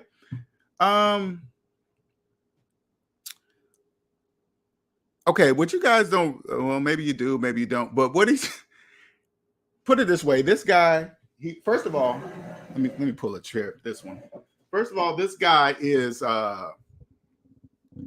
very good at what he does. Put it that way. He's very good at what he does, because what he's done is he goes out. Debt slaves are everywhere. And you guys don't know, debt slaves don't know that they say things that are not mathematically true. And Caleb has created a channel to exploit that, which is not a bad thing. It's just, it's business. I don't really care what, but I try to follow him. But what it really is debt slaves being no different than a reality show, right? People on reality shows and exploited by with their lives. It's just bananas, right? Same thing with Caleb, because I watched a couple of them, but after about 2 or 3 of them, I stop and say, okay, interviewing debt slaves, saying not a clue what they're saying, because I watched a couple of them and they just don't know, and they're just saying anything. But it creates a lot of views. But what you guys really don't understand, the majority of people that probably follow Caleb's channel are debt slaves. They're doing the same thing.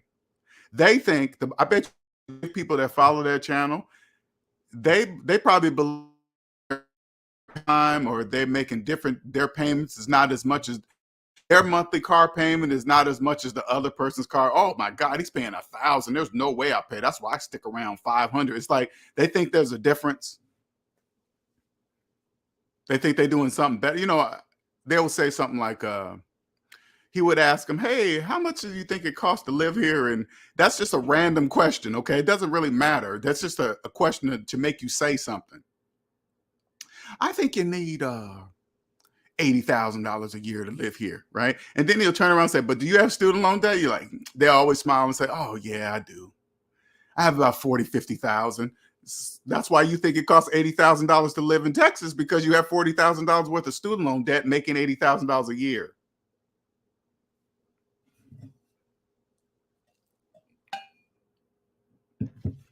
I got to give it to him though. He found a spot, and the way he does it,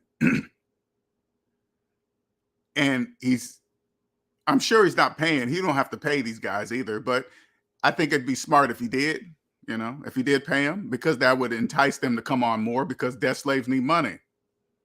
Hey, I'll pay you $100 to come on the show and talk about your debt. Okay, cool, shit, a free $100 to talk about something I ain't paying back anyway. I don't care, because some of those people on that show, they don't care if they have debt. Oh, I'm never paying that. Because one time, I ain't gonna lie, now here I'm talking about it. He had this one young lady on there. She was just straight up, I don't care. I'm not paying it. Student loan debt's a ripoff anyway. I ain't paying it, and this and that. I'm like, that's what you're going to be saying the exact same thing when you're 50, but in deeper debt. And not young and pretty anymore. Because clearly, she was a beautiful woman. I'm like, okay, you're just getting away with you're getting by with your looks right now, but your attitude towards debt is very bad. And then when she gets around 40 and 50 and the looks are not there anymore, you know what she's going to still have? Debt. But this time she's going to be old and in debt.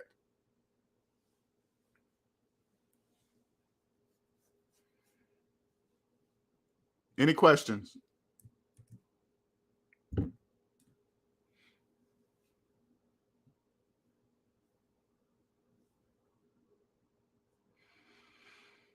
All right. I'm excited. Like, I've been practicing my since I'll just wrap it up with a couple things. I've been practicing my my routines what I'm be doing on stage. So I ordered some red money. Okay. I've ordered red money, which is going to represent negative money. So what my gift really is this. I'm taking something that's psychological, but I'm going to show you guys physically. So that's what red money is going to do. Red money is going to represent negative money, and the regular green money is going to represent positive money. And I'm going to use these in my examples, and they're not going to really understand. Debt slaves will be able to better understand because, like, here, put it this way. Here, let me give you guys an example of what I mean. Okay. Say like, okay, here's one of my examples. What I'm going to do. I'm going to have prop red money and green money with me. Okay. It's going to be prop. It's going to be in hundreds. And what I'm going to do is bring somebody up on stage that has a car payment. Okay. And then I'm going to put a $100 green money in their hand, $100 worth. And then I'm going to have them open up the calculator, put in $100 minus their car payment and hit equal. Okay. And then I'm going to tell them, I'm going to say, hey, according to the calculator, do you have some money in your hand? According to the calculator, do you have, like, say like it's $100, okay, $100 green prop money, right? According to the calculator, do you have $100 in your hand? And then they're going to have to say no, because they're going to see a negative number. So say like their car payment was, let's say $400, okay? And they put in $100 minus, no, let's say $500. No, let's say $700. Keep it with today's times, right? Say like their car payment is $700. And then I put $100 bill of prop money in their hand. Then I say, open up the calculator, put in your $100 minus your car payment, which is $700, and then ask them, then hit equal, but don't tell me the answer, okay? And maybe they already told me the car payment, okay? Then pretend like they told me the car payment, right? And then it's going to come out as negative 600. Okay, negative 600. Now I say, do you have $100? Nope. They're going to say no. The calculator says I don't have $100 in my hand. I'm gonna walk over to their hand, pull out the $100 in their hand, and then I'm gonna pull out the red money.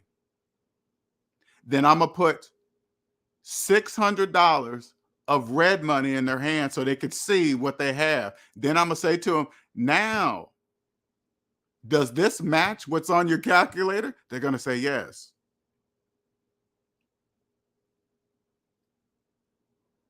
See what I'm saying? That's how it'll work.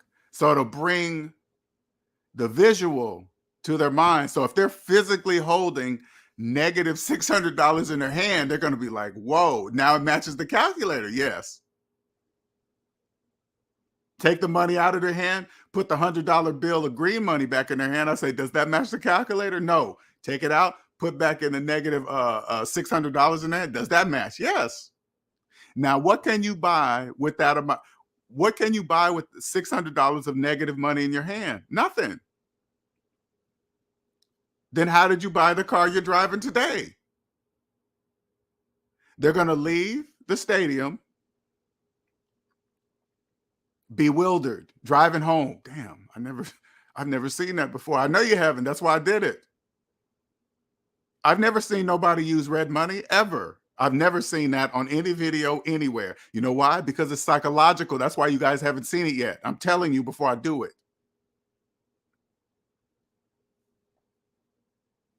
You're probably thinking to yourself, damn, LJ, if you're saying that somebody's gonna steal your idea. No, they're not, because they don't know it exists.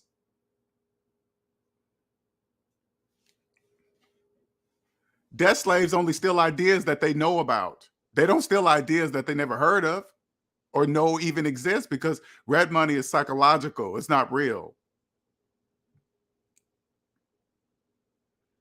You know, when I went to go look for red money, do you know I only found one place that had it? They had a whole bunch of places that sold fake green money, you know, prop money for movies and videos and stuff like that. There was a whole bunch of places. But when I went to look for red money, no, we don't sell that.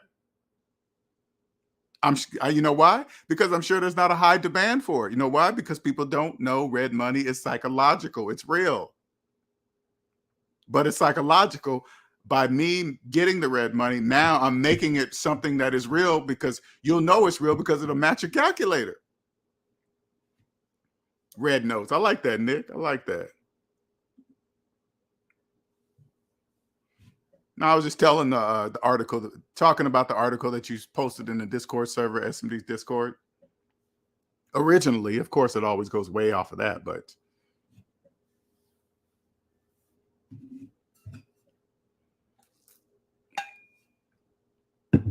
any questions?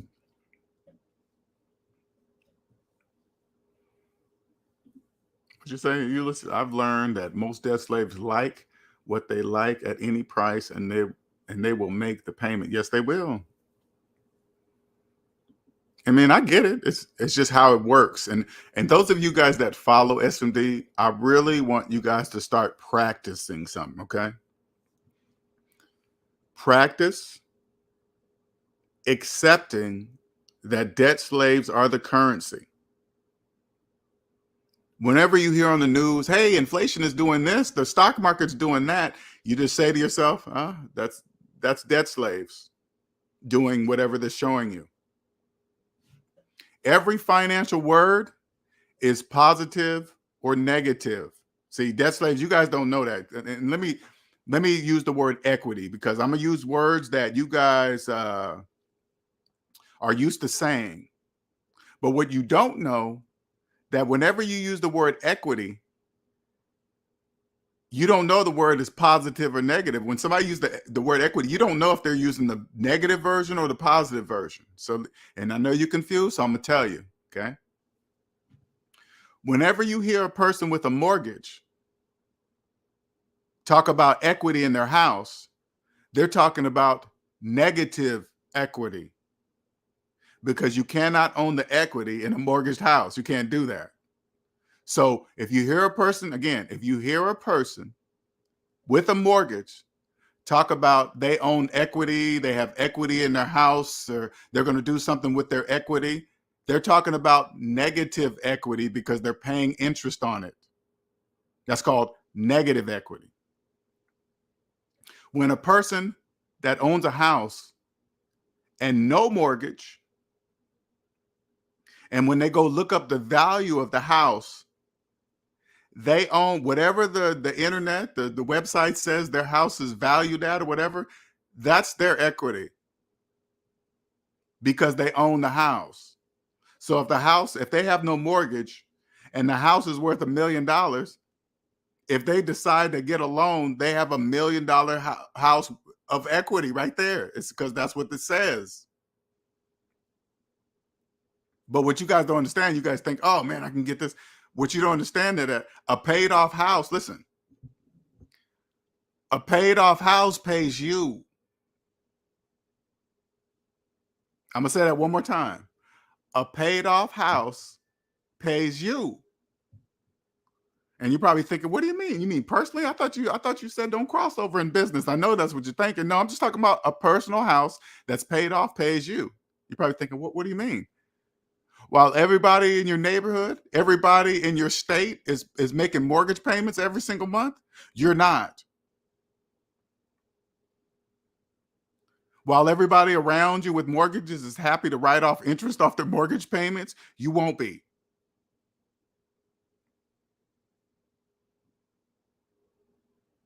Every month that everybody else makes a mortgage payments and you don't, that means that's money. Listen, here, put it this way. I'm gonna put it in perspective because I like to bring the psychological to the physical. If you have a mortgage now and you make your monthly payments, imagine if your mortgage was paid off today, and then that next month that comes, the month after your paid off mortgage, that 15, 2,000, say 25, let's say $2,000 a month that normally comes out of your check or your bank account, it stays there. It stays there. So that $2,000 that would normally leave, it doesn't go anywhere. And then the next month come that normally that the $2,000 leaves, it stays there. But this time it stays there for the rest of your life. It never leaves. It stays there for the rest of your life. You're while everybody in your whole neighborhood is paying $2,000 a month, you're not. So say like your neighbor and you guys have the same house, you guys make the exact same monthly payments. At the end of the year, what's that? 2,000 times 12. What's that? Is that 24?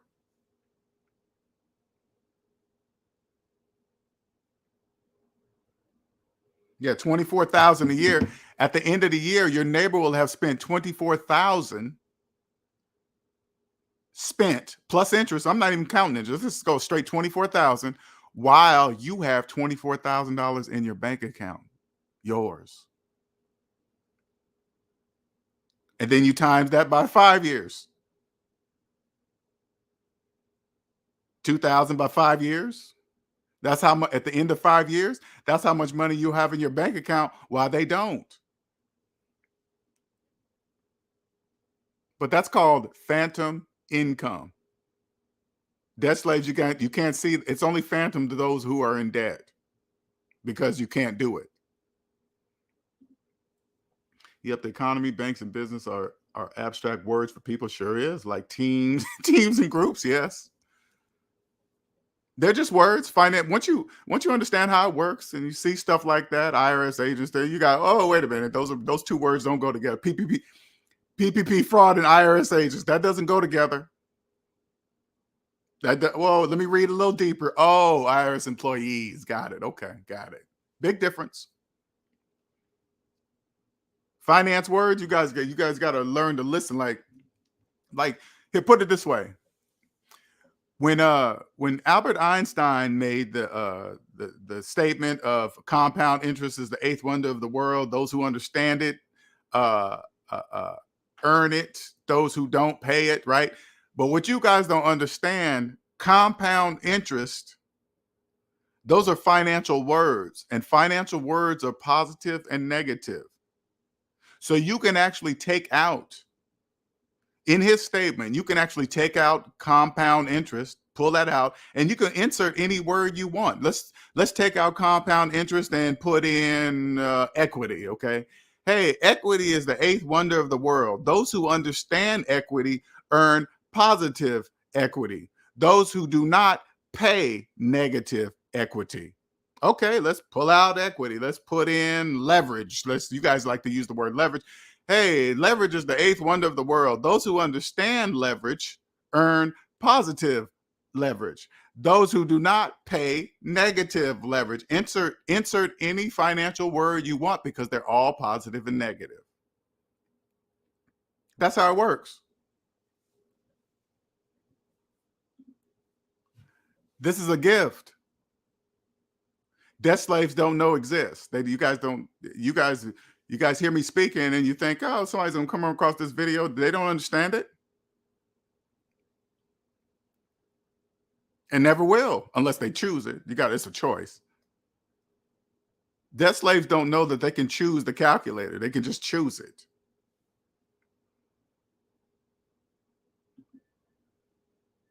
I can't wait. I just got really nice. I just got a really nice contractual rate. Oh, nice. I clearly see and have the plan to be done with this mortgage. I am so tired of and what's crazy is that even with that, Arlene, it's all part of the process. I want people to understand it starts mentally. I can just clearly, in Arlene's mind, her house is already paid off. Okay. But she probably don't even realize that. She probably don't even realize in her mind, her house is already paid for because she's imagining what it feels like, what it's going to be like. The physical is just catching up. All her money's going to it. Now she got a raise. Everything starts to fall into place because she's already there in her brain. So the universe is coming around. Oh, she's serious. Arlene is serious. Every day she wakes up, she keeps telling me about this. Okay, I guess she's serious. Let's make it happen. And then it happens.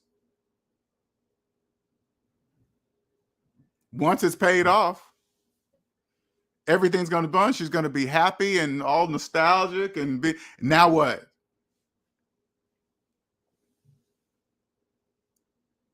It's levels. First, you feel what it feels like to have no debt. Woohoo, that feels good. Then you pay off your house. Oh my God, that feels wonderful. Okay, cool, cool. And then next, what does it feel like to own 100% of the time of my life? That means having no job. You can't have a job. Now, let's make sure I'm telling everybody that understands this, okay? I'm not saying jobs are bad. I'm not saying to quit your job. I'm not saying don't have a job. I'm saying you cannot own 100% of the time in your life while having a job. That's all I'm saying. That's a mathematical true statement.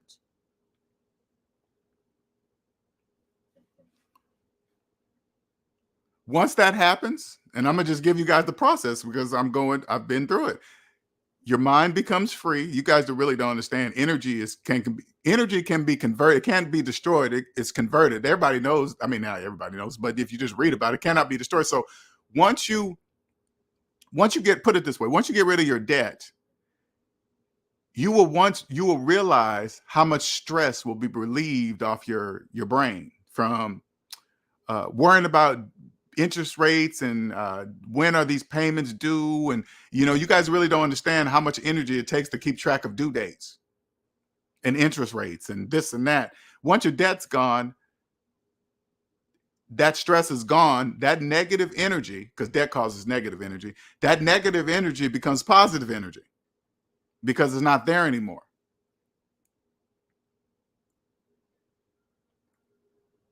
And then you pay off your house. The biggest debt that you will have your whole entire life is your living expense. That's the biggest. Nobody told me that. I wish somebody would have said, hey, your biggest debt for the rest of your life will be your living expense. I would have said, oh, I better change that. How do you do that? By owning your place where you live or owning a business. I'm going to give you two options. Owning a business or owning the place you live. And the reason why, what do you mean? If you rent, if you have a business, you're still renting. No, I'm not. I'm not paying my rent. My customers are paying my rent if I have a successful business. I don't pay my rent anymore. My customers do. See, that's the difference with debt slaves. You guys don't know. When you have a job, you use the time in your life to earn the money that you need to live. When you own your own business, your customers use their time in their lives to buy the products that you sell to pay for the time of your life. You don't have to use none of your time because it's being paid for you. So they pay my rent if I decide to rent. Because I don't want people thinking, oh my God, I got to own a house. Okay. You don't have to own a house. Don't fall for that program. That's a program. You don't have to own a house. Okay. Don't do that.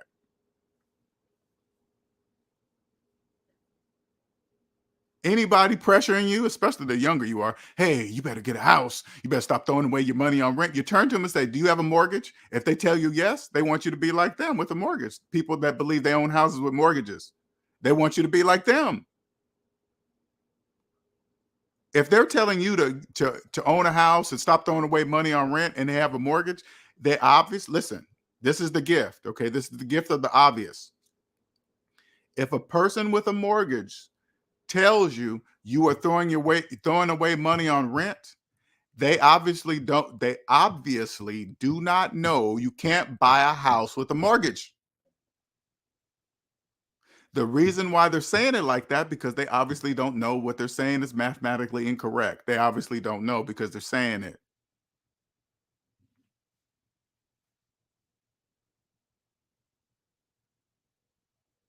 If I was young in my 20s right now, I would be either working to own where I live or I'd be creating my own business. That's what I would be doing. First, you have to have money, so you have to have a job, but this is where most of you young people convert yourself from the job. First, you get a job.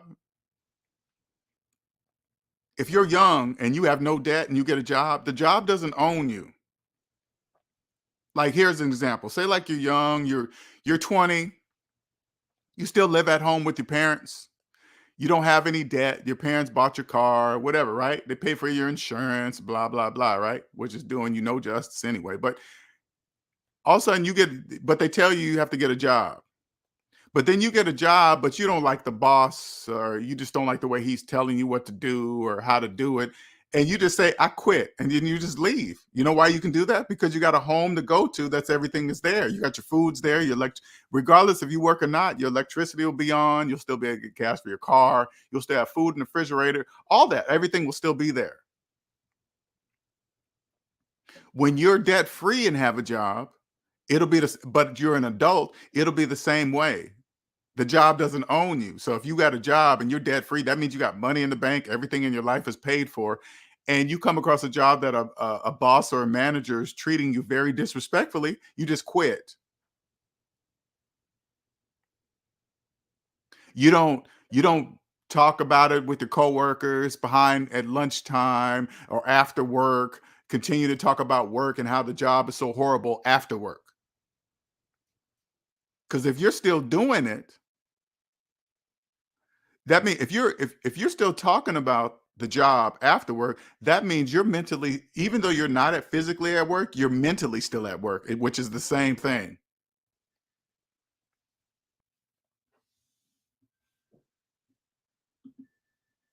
LJ, trade that modified Einstein quotas. Go. Appreciate that, man. I don't know if I could do that, but maybe. Things just come so easy. And even with, and see, I want to make sure people understand, even with me adding to the Einstein quote, right?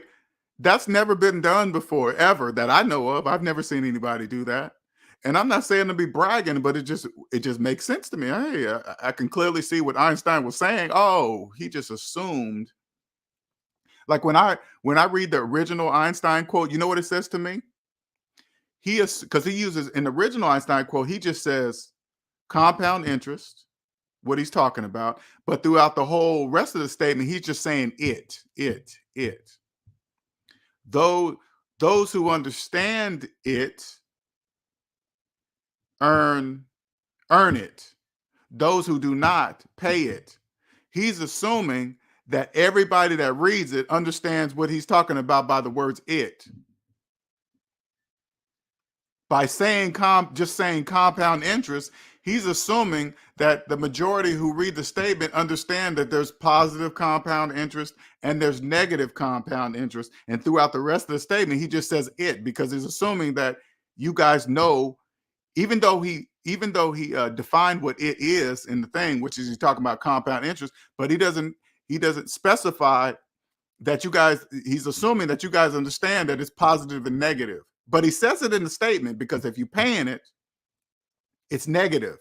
If you earning it, that's positive. But he's assuming that you guys know what that means, because I guarantee you the majority of people that read that Einstein statement don't know what paying it means.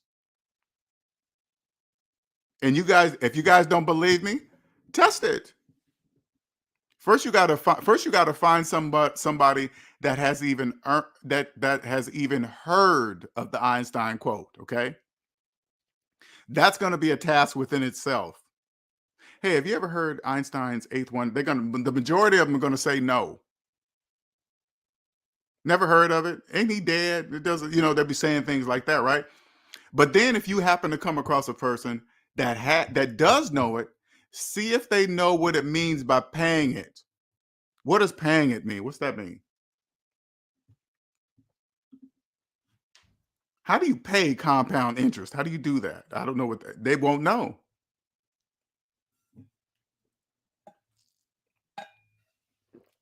So I just feel like I just clarified it. That's all. Just okay. He just left this out. Maybe he did it on purpose. I don't know.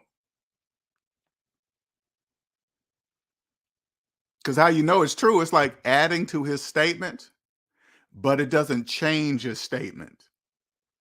It actually clarifies it. It doesn't even change it. It doesn't change it in any way. It just makes it more clear.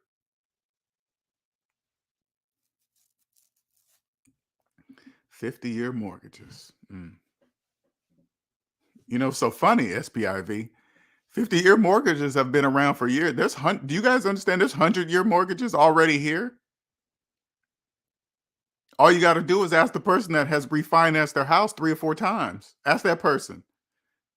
They've been had a 50-year mortgage a long time ago, long time ago. Like when you hear a person, saying, "Hey, I have equity in my house and this and that." Okay, first of all, like I said, you can't own the equity in a mortgage house. Second question you got to ask, have you ever refinanced your house? Have you ever refinanced your house?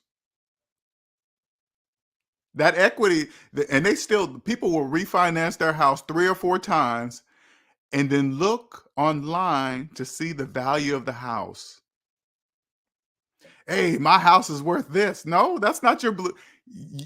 If you're in a mortgage house and you want to see the value of your house, all you got to do is call your bank. Just call your bank and say, "Hey, what's my mortgage balance?" That's the value of your house right there, the mortgage balance. Don't be like everybody else. Oh man, that's messed up though. I ain't gonna lie, that is messed up. The way they do you guys, the way you do yourselves, debt slaves, you guys will go on websites, put in your address to see the value of your house, of the house, excuse me, and think it's yours. You know, this is what you're this so people can understand how debt slaves think. A debt slave, first of all, will believe they own the equity in a mortgaged house. That's number one. Wrong. Then they'll refinance the house several times. Okay. All right. And then when it's time to check the value of the house, they'll go online, put in their address or however it's done. And this is how they will calculate the equity that they believe they have in the house. They will look at they will remember the price of the house when they first financed it, and then see how much the house is worth today, and the gap between the two, they believe that's their equity. That's what they believe. That's how they calculate the value of the house. They think, oh man, okay, I bought this 10 years ago at 100,000. Now it's worth 500,000. I have $400,000 worth of equity. No, you don't. Did you just tell me you refinanced 2 or 3 times? Yeah, you're not even close to that.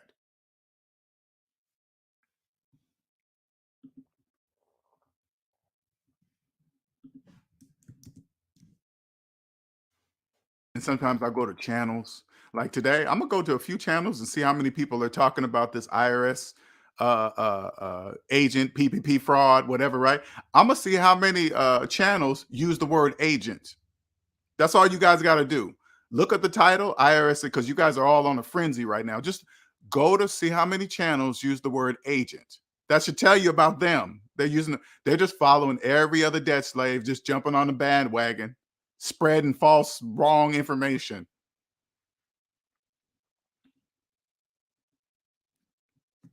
But the media knows that's what you debt slaves are going to do because you guys hate taxes. Therefore, you hate IRS agents.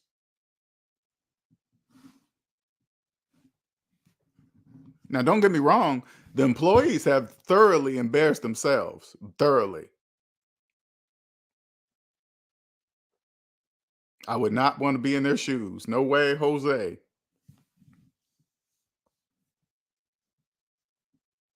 Mm.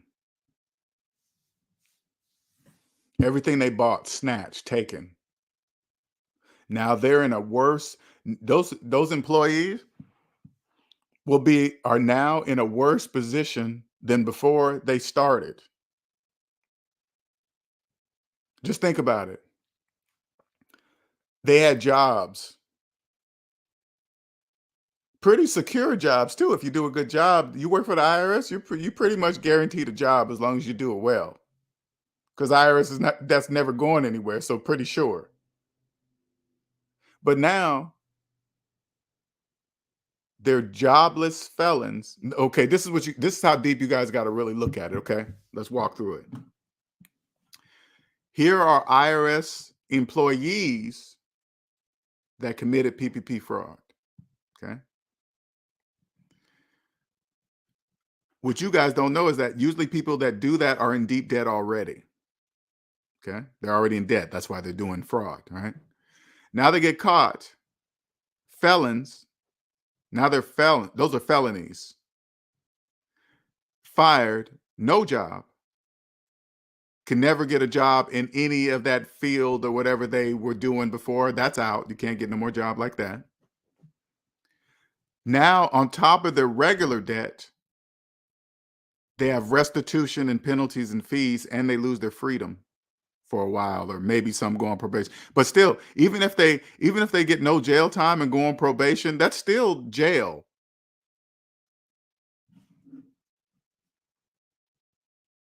Because they go from a free citizen with a job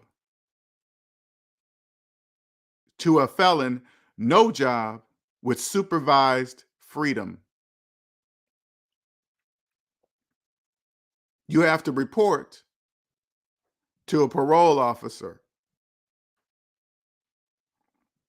Can you imagine?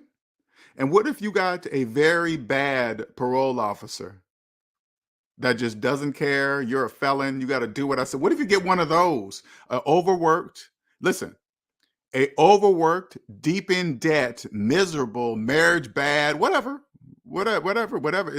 These are things that just happen. I'm not saying every parole officer is like that. I'm just saying there are some. Believe that. They're everywhere. Whatever, right? And just having a bad day. Guess what? You have just given them permission to take it out on you. And you have to accept it because of what you did to yourself. It's not the parole officer's fault. It's not his fault that he is or she is the way she is. That's, hey, whatever. I don't know what's going on in their life, but you put yourself in front of them. You did it.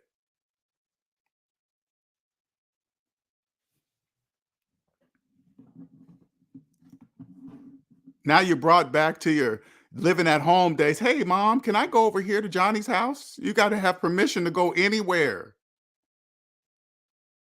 Your mom dies, she lives in another state. Hey, parole officer, can you give me permission to drive? No, no, no, thank you. None. I don't want none of that.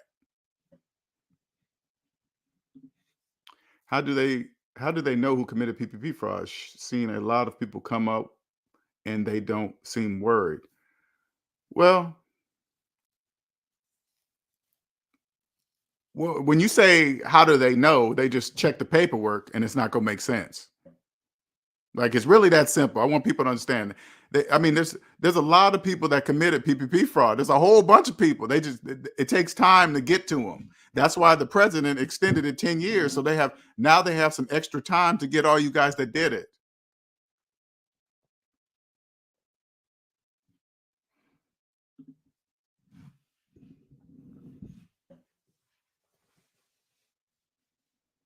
To tell you the truth, it'd be very interesting to catch you guys.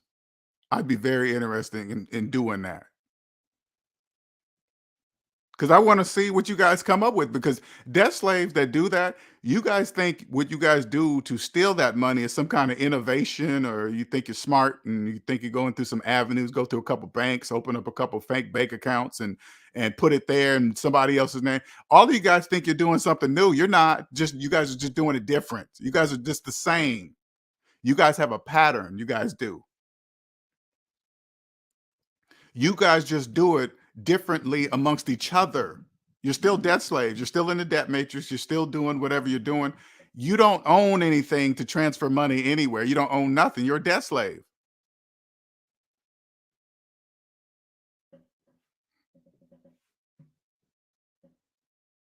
Just to see what you guys do, see how you guys do it, which way you turn, left, right, up, down, use this bank, put it in that name, go get this this gift card, or put some money on here, transfer it there. It doesn't matter how you guys do it. You guys are doing it for the money.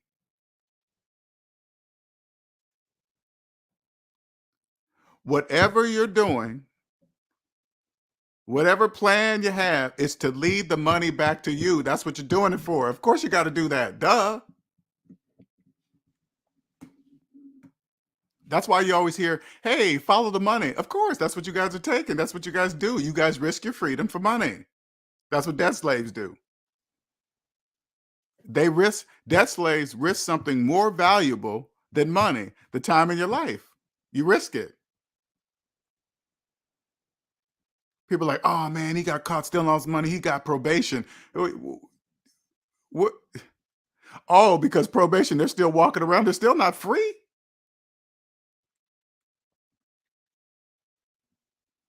Are you free if somebody can just knock on your door one day and walk in your house and search through all your stuff anytime they wish? That's not freedom.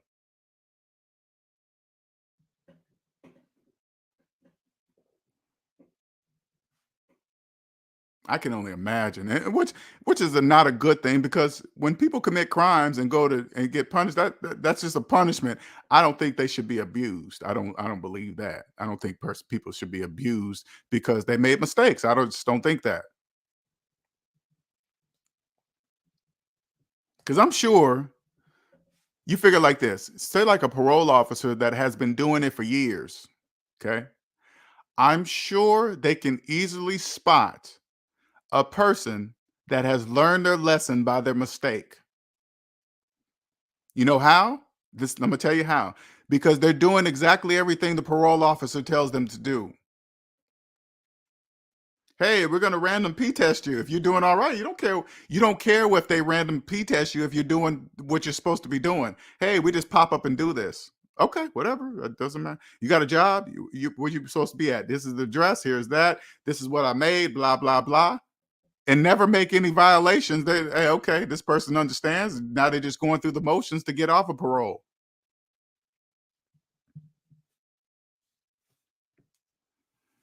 Oh man, I didn't pass the P. Oh man, I had some poppy seeds in my muffin the other day, and then that might have okay, whatever. The same. It's sort of like that. Can you imagine the parole officer? The excuses with each person. Listen, each person believes they're coming up with a different excuse, not realizing that the parole officer has heard thousands of them from different people, but just in different variations and different ways and this and that, blah blah blah. That's what the IRS employees that got fired for PPP fraud. Now they have to go through that. Who? Some might have to go to prison. I don't know. I'm sure it's going to count on their record. You know what I'm saying? But believe it or not, those three people. This is the bigger 20,000 foot level version of what it really is. Those three IRS employees are now owned for the rest of their life. They will be paying restitution for the rest of their lives. For the rest of their lives now. Now, can you imagine that? Now, what debt slaves don't know is that you guys are pretty much the same. If you're paying student loan debt for the rest of your life, it's pretty much the same thing. To teach you a lesson, you can't borrow money and not pay it back. IRS agents that got IRS employees that got caught, you can't steal money. Now you have to pay it back. Plus your own personal debt, plus those because nine times can you imagine put it this way? Can you imagine somebody that gets caught stealing PPP money and they have student loan debt? Now the person has restitution and student loan debt. Two debts you have to work to pay off. You can't bankrupt them. There's no punishment in restitution if you can bankrupt it. And everybody knows that you cannot bankrupt student loan debt. You cannot do that. Imagine having both of those. And then it gets really deep, and then you go out in the dating world, and you come across a person, and now the majority of people in debt, you probably will find a relationship, love, whatever. But if you are a person that owes hundreds of thousands of dollars in restitution and student loan debt, and you come across a person who's debt free that has none of that, you guys could be the perfect, look great together. You could even be a great person that learned their lesson from the mistake. It still doesn't change anything that you're $200,000 in debt that you have to pay off. People that are debt free, they couldn't do that. I know I couldn't personally. I could personally not do that. I wouldn't care. I could be their friend, but I would make sure it's clear that it's not going to change into anything, because a lot of people think that, oh, they're just saying that. I'll show them and change them. I'll be like, nope, you're not going to change my mind. If you keep doing that, we're not going to, if you keep thinking you can do that, we're going to stop being friends.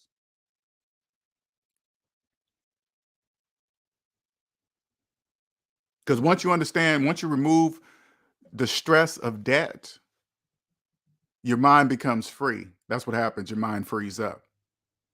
You realize how much energy your brain uses when stress uses a lot of energy, a lot of energy. Once you're debt free, that's freed up. Now it's all good energy.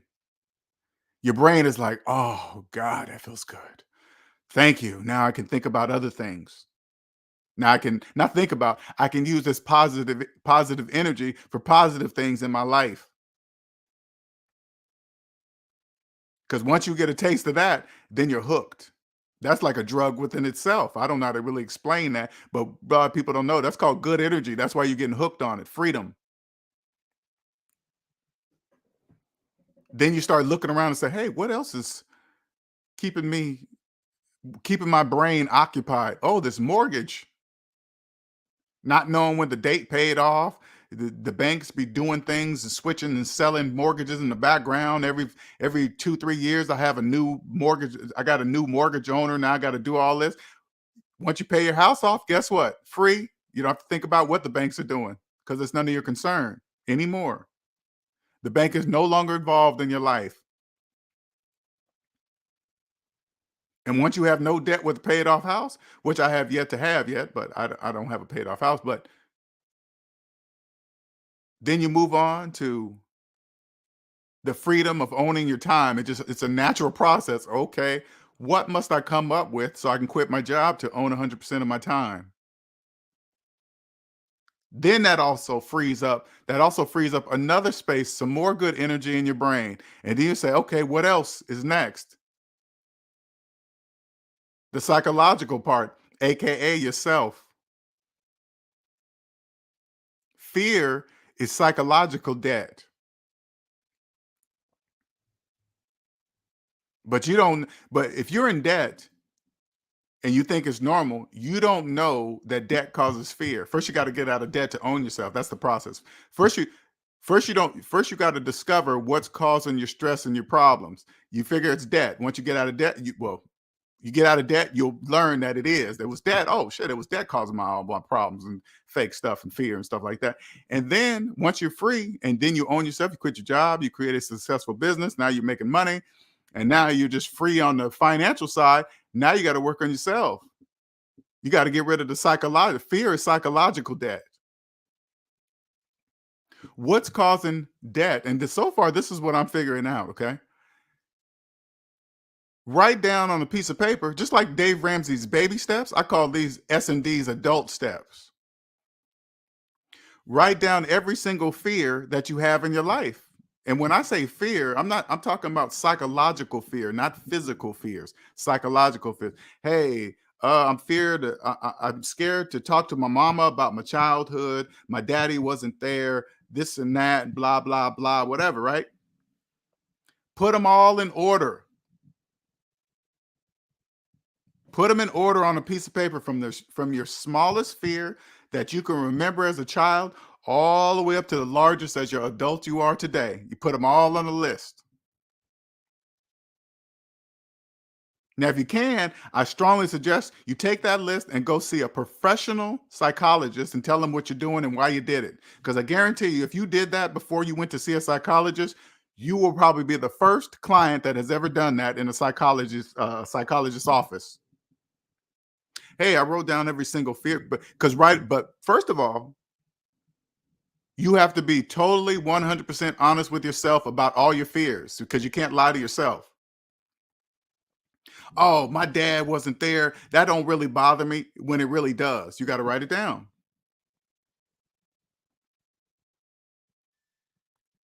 You got to write them all down. And this is a powerful thing. So I strongly suggest you go see a professional. You take your list and you go see a professional. Hopefully, you can find a debt free professional, but that's another story. Okay. Because you think, hey, that ain't got nothing to do with finances, but it does. The reason why I say it does, okay, here's a reason why I say if you can find a professional, personally debt-free psychologist, and this is why. You will have found a person that obviously loves what they do because they don't have to be there. They don't have to be a psychologist. If they're a psychologist and they're 100% debt-free, house, no debt, that means they're doing what they love because they don't have to do it.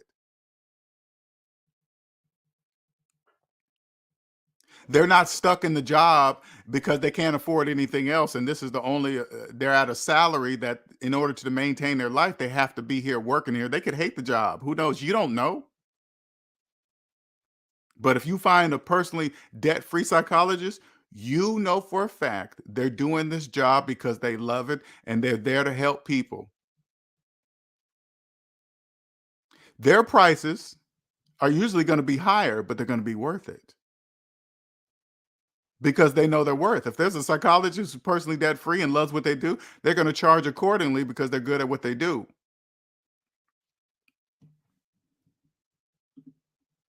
My fear was not being able to get a job to pay back student loans yet. When I paid them off, the fear dissolved. Sure did, Nick. Sure did. Ain't that crazy how that works? Oh my God, I need to get a job to pay off the debt. And usually people be in that fear, right? They be in that fear. Oh my God, they be using it. They don't really understand. They're using that fear to hurry up and use the drive to get that job, and then they get the job. Now they can make their payments. Oh God, the fear is released. They think it is released because now they can make the monthly payments of the student loan debt, which is not true. That's false.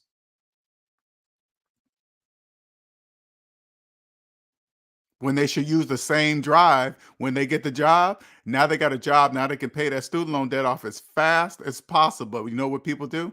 Oh man, I need to get a house. I'm almost 30. I need to get the kids with the white picket fence and all this other stuff, everything they believe on TV. And then now they're trapped. Now the job owns them.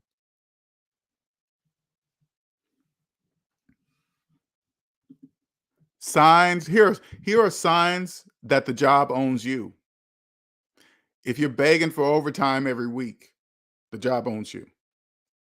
If you're begging for overtime every week, the job knows they own you because you're begging for overtime. The amount that they're giving you for the standard 40 hours is not enough for you to maintain your lifestyle. So now you're begging for overtime. They know the job knows they own you. People that have jobs with no debt, they don't ask for overtime because they don't want to be there more than 40 hours a week as it is. See the difference? The job knows the people that need the job versus the people that just have it because that's how it's a tool. The job knows between this particular employee who's debt free, that's a contract. I'm here for 40 hours. If you talk about the job after work is over, the job owns you because they're still in your head mentally. Um, if you hate when Sunday comes, the job owns you. What else? If you answer emails or across your phone about any job related something after hours, the job owns you because you're giving away the time in your life. Only debt slaves do that. I know you guys don't think it's a big deal, but say like the job was over at 5 and somebody sent you a work email at 5:30 and you respond. That means you're working for free.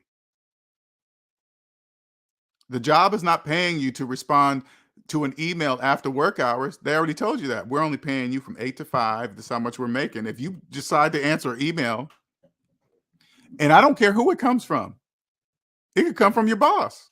I don't care. I'll answer it tomorrow.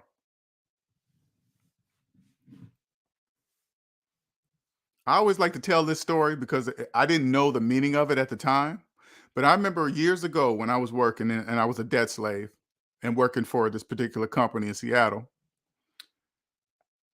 They offered the job offered to pay like a crazy percentage of my phone bill, like 80% of it, because we use we use the phone to communicate, the email to respond to Sev ones, severity one calls, to how to get a hold of you, right? And in my mind, I'm like, oh hell yeah, 80%. So for example, so if my bill was $100 a month, only thing I would have to pay is $20. I was like, oh hell yeah, I'm saving $80 a month. That's what you think. But what you don't really know is that now you pretty much giving them permission without even saying it. You giving them permission to contact you anytime they wish. And you connect your email upon it and you be like, oh yeah, I might as well just tie it together and you check my email. I could check my own email and check my work email at the same time. Cool, cool. All free. Now they got you. And I remember the guy, I came across a coworker. He was an older gentleman too. Okay. He was older than me. I was in my 30s. He was clearly closer to retirement age or somewhere around there. And I remember going up to him saying, just a second, let me drink some water. I remember saying to him, I said, hey man, are you're gonna get your phone, get the job to pay your phone and blah blah blah. He gave me this look like, hell no. He didn't say hell no, he just said no. I'm trying to express it the best way I can without you guys seeing my face. But he gave me this look like, are you crazy? Like, are you crazy? No, but I didn't understand it. I walked away thinking he was stupid. That's free money. Why would you turn down free money? That's $80 a month. Are you crazy? Well, I didn't know that by doing that, I've given my job permission to access my life 24 hours a day while only paying me 40 hours a week.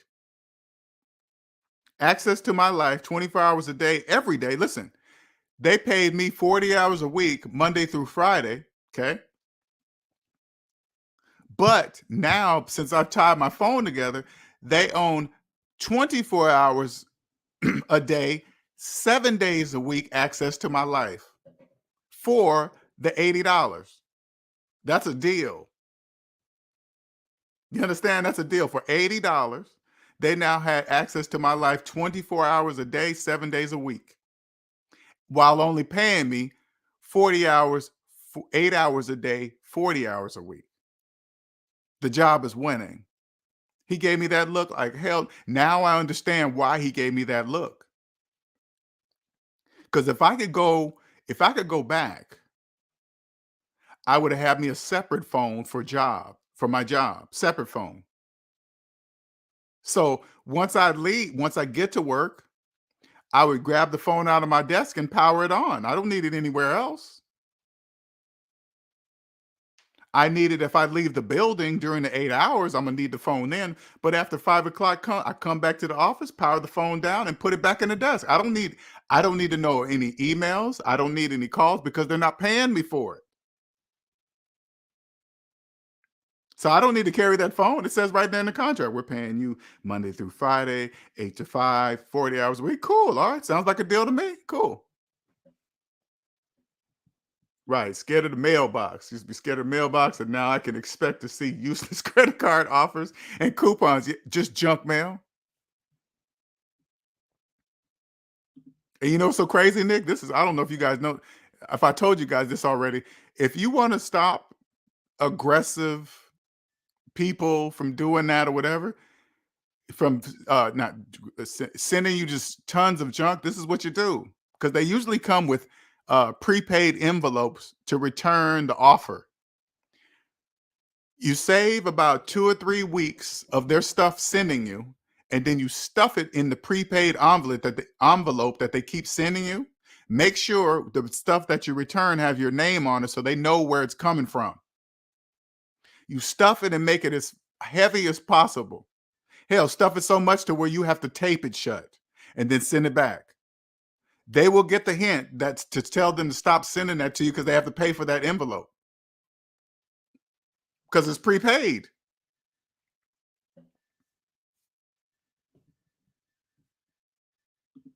Enhances psychological fear or psychological capitalism, as you put it. Well, psychological fear falls under the umbrella of psychological capitalism. There's a physical side and there's a psychological. There's physical debt and then there's psychological debt. Psychological debt is fear. False evidence of fears, false evidence appearing real psychologically. Those are not real. Like for example, say like you have a girlfriend that you guys don't live together, but she's doing things that you don't like, and it's causing you stress or whatever in your life. You can easily remove that fear by breaking up with her. Okay, now that fear is gone, so now you don't have to live under, oh, she's doing this, or she's doing this behind my back, blah blah blah. You don't have to really worry about that because you have removed that fear. um Say like I'll use myself as an example. I had a very good friend while I was in debt for years. We were friends for years. Okay. But the minute I noticed as I was getting out of debt, as a friend who loved this friend, I naturally wanted to share what I was discovering on the journey as I was getting out of debt. I was like, oh shit, this is great. Let me tell my friend because I love him. Here, hey, dude, check this out. But I noticed our friendship starting to shift. And when I say notice the shift, it wasn't words. I was receiving a different kind of energy from him. And what I mean by that is like we had been friends on Facebook for a while, right? And you post pics and he'll comment or like or whatever and blah blah blah, whatever. But as soon as I started changing the way I was thinking about money and blah blah blah, all that stopped. All of it stopped. Just it was the weirdest thing. And then one day we had a conversation on the phone, and this is what happens with. And I want you guys to understand that when you remove debt, fear, and psychological fear, you can see your mind is more able to stay logical thinking when situation happens. Okay, but that's going to take a lot of practice to not add emotions into things like that. But damn, I forgot where I was going with that. God dog it. It removes the fear. Oh, it removes the fear, and then you can see when when they finally get angry. And this was what happened with me. We had a conversation and it was going somewhere with debt or the house is not really yours or something like that. And he got mad and he blew up. And he said something to the effect of, I don't really give a shit what you do, but you could just feel the anger behind it. But it verified what I had been feeling before the actual the ending of the friendship, before the blow up, right? I had already been feeling that, but it was just it wasn't being said. But when the blow up happened, it confirmed what I was feeling because he said a lot of stuff when he was angry. You know what I said? All right, goodbye. I wasn't gonna argue with him, but when he said that, I looked and say, that's how he feels. But I already knew that before he said it because I could already feel it from him. So when he blew up angrily, being angry, I was like, that confirmed it. So we stopped being friends. I removed that. In order to be successful, You can't have people in your life that are jealous of you. And earlier I was thinking to myself, I was thinking about this, talking about this book, but I wasn't really feeling the book. And now I know why I wasn't, because it wasn't finished being written in my head. There's two pieces to this. There's the physical debt and there's the psychological debt that you got to remove from your life. Usually it's the fear of things that are there that you don't want to address. Those are the ones you have to face. You got to write first, especially if you write them down. If you write them down, you can physically see it.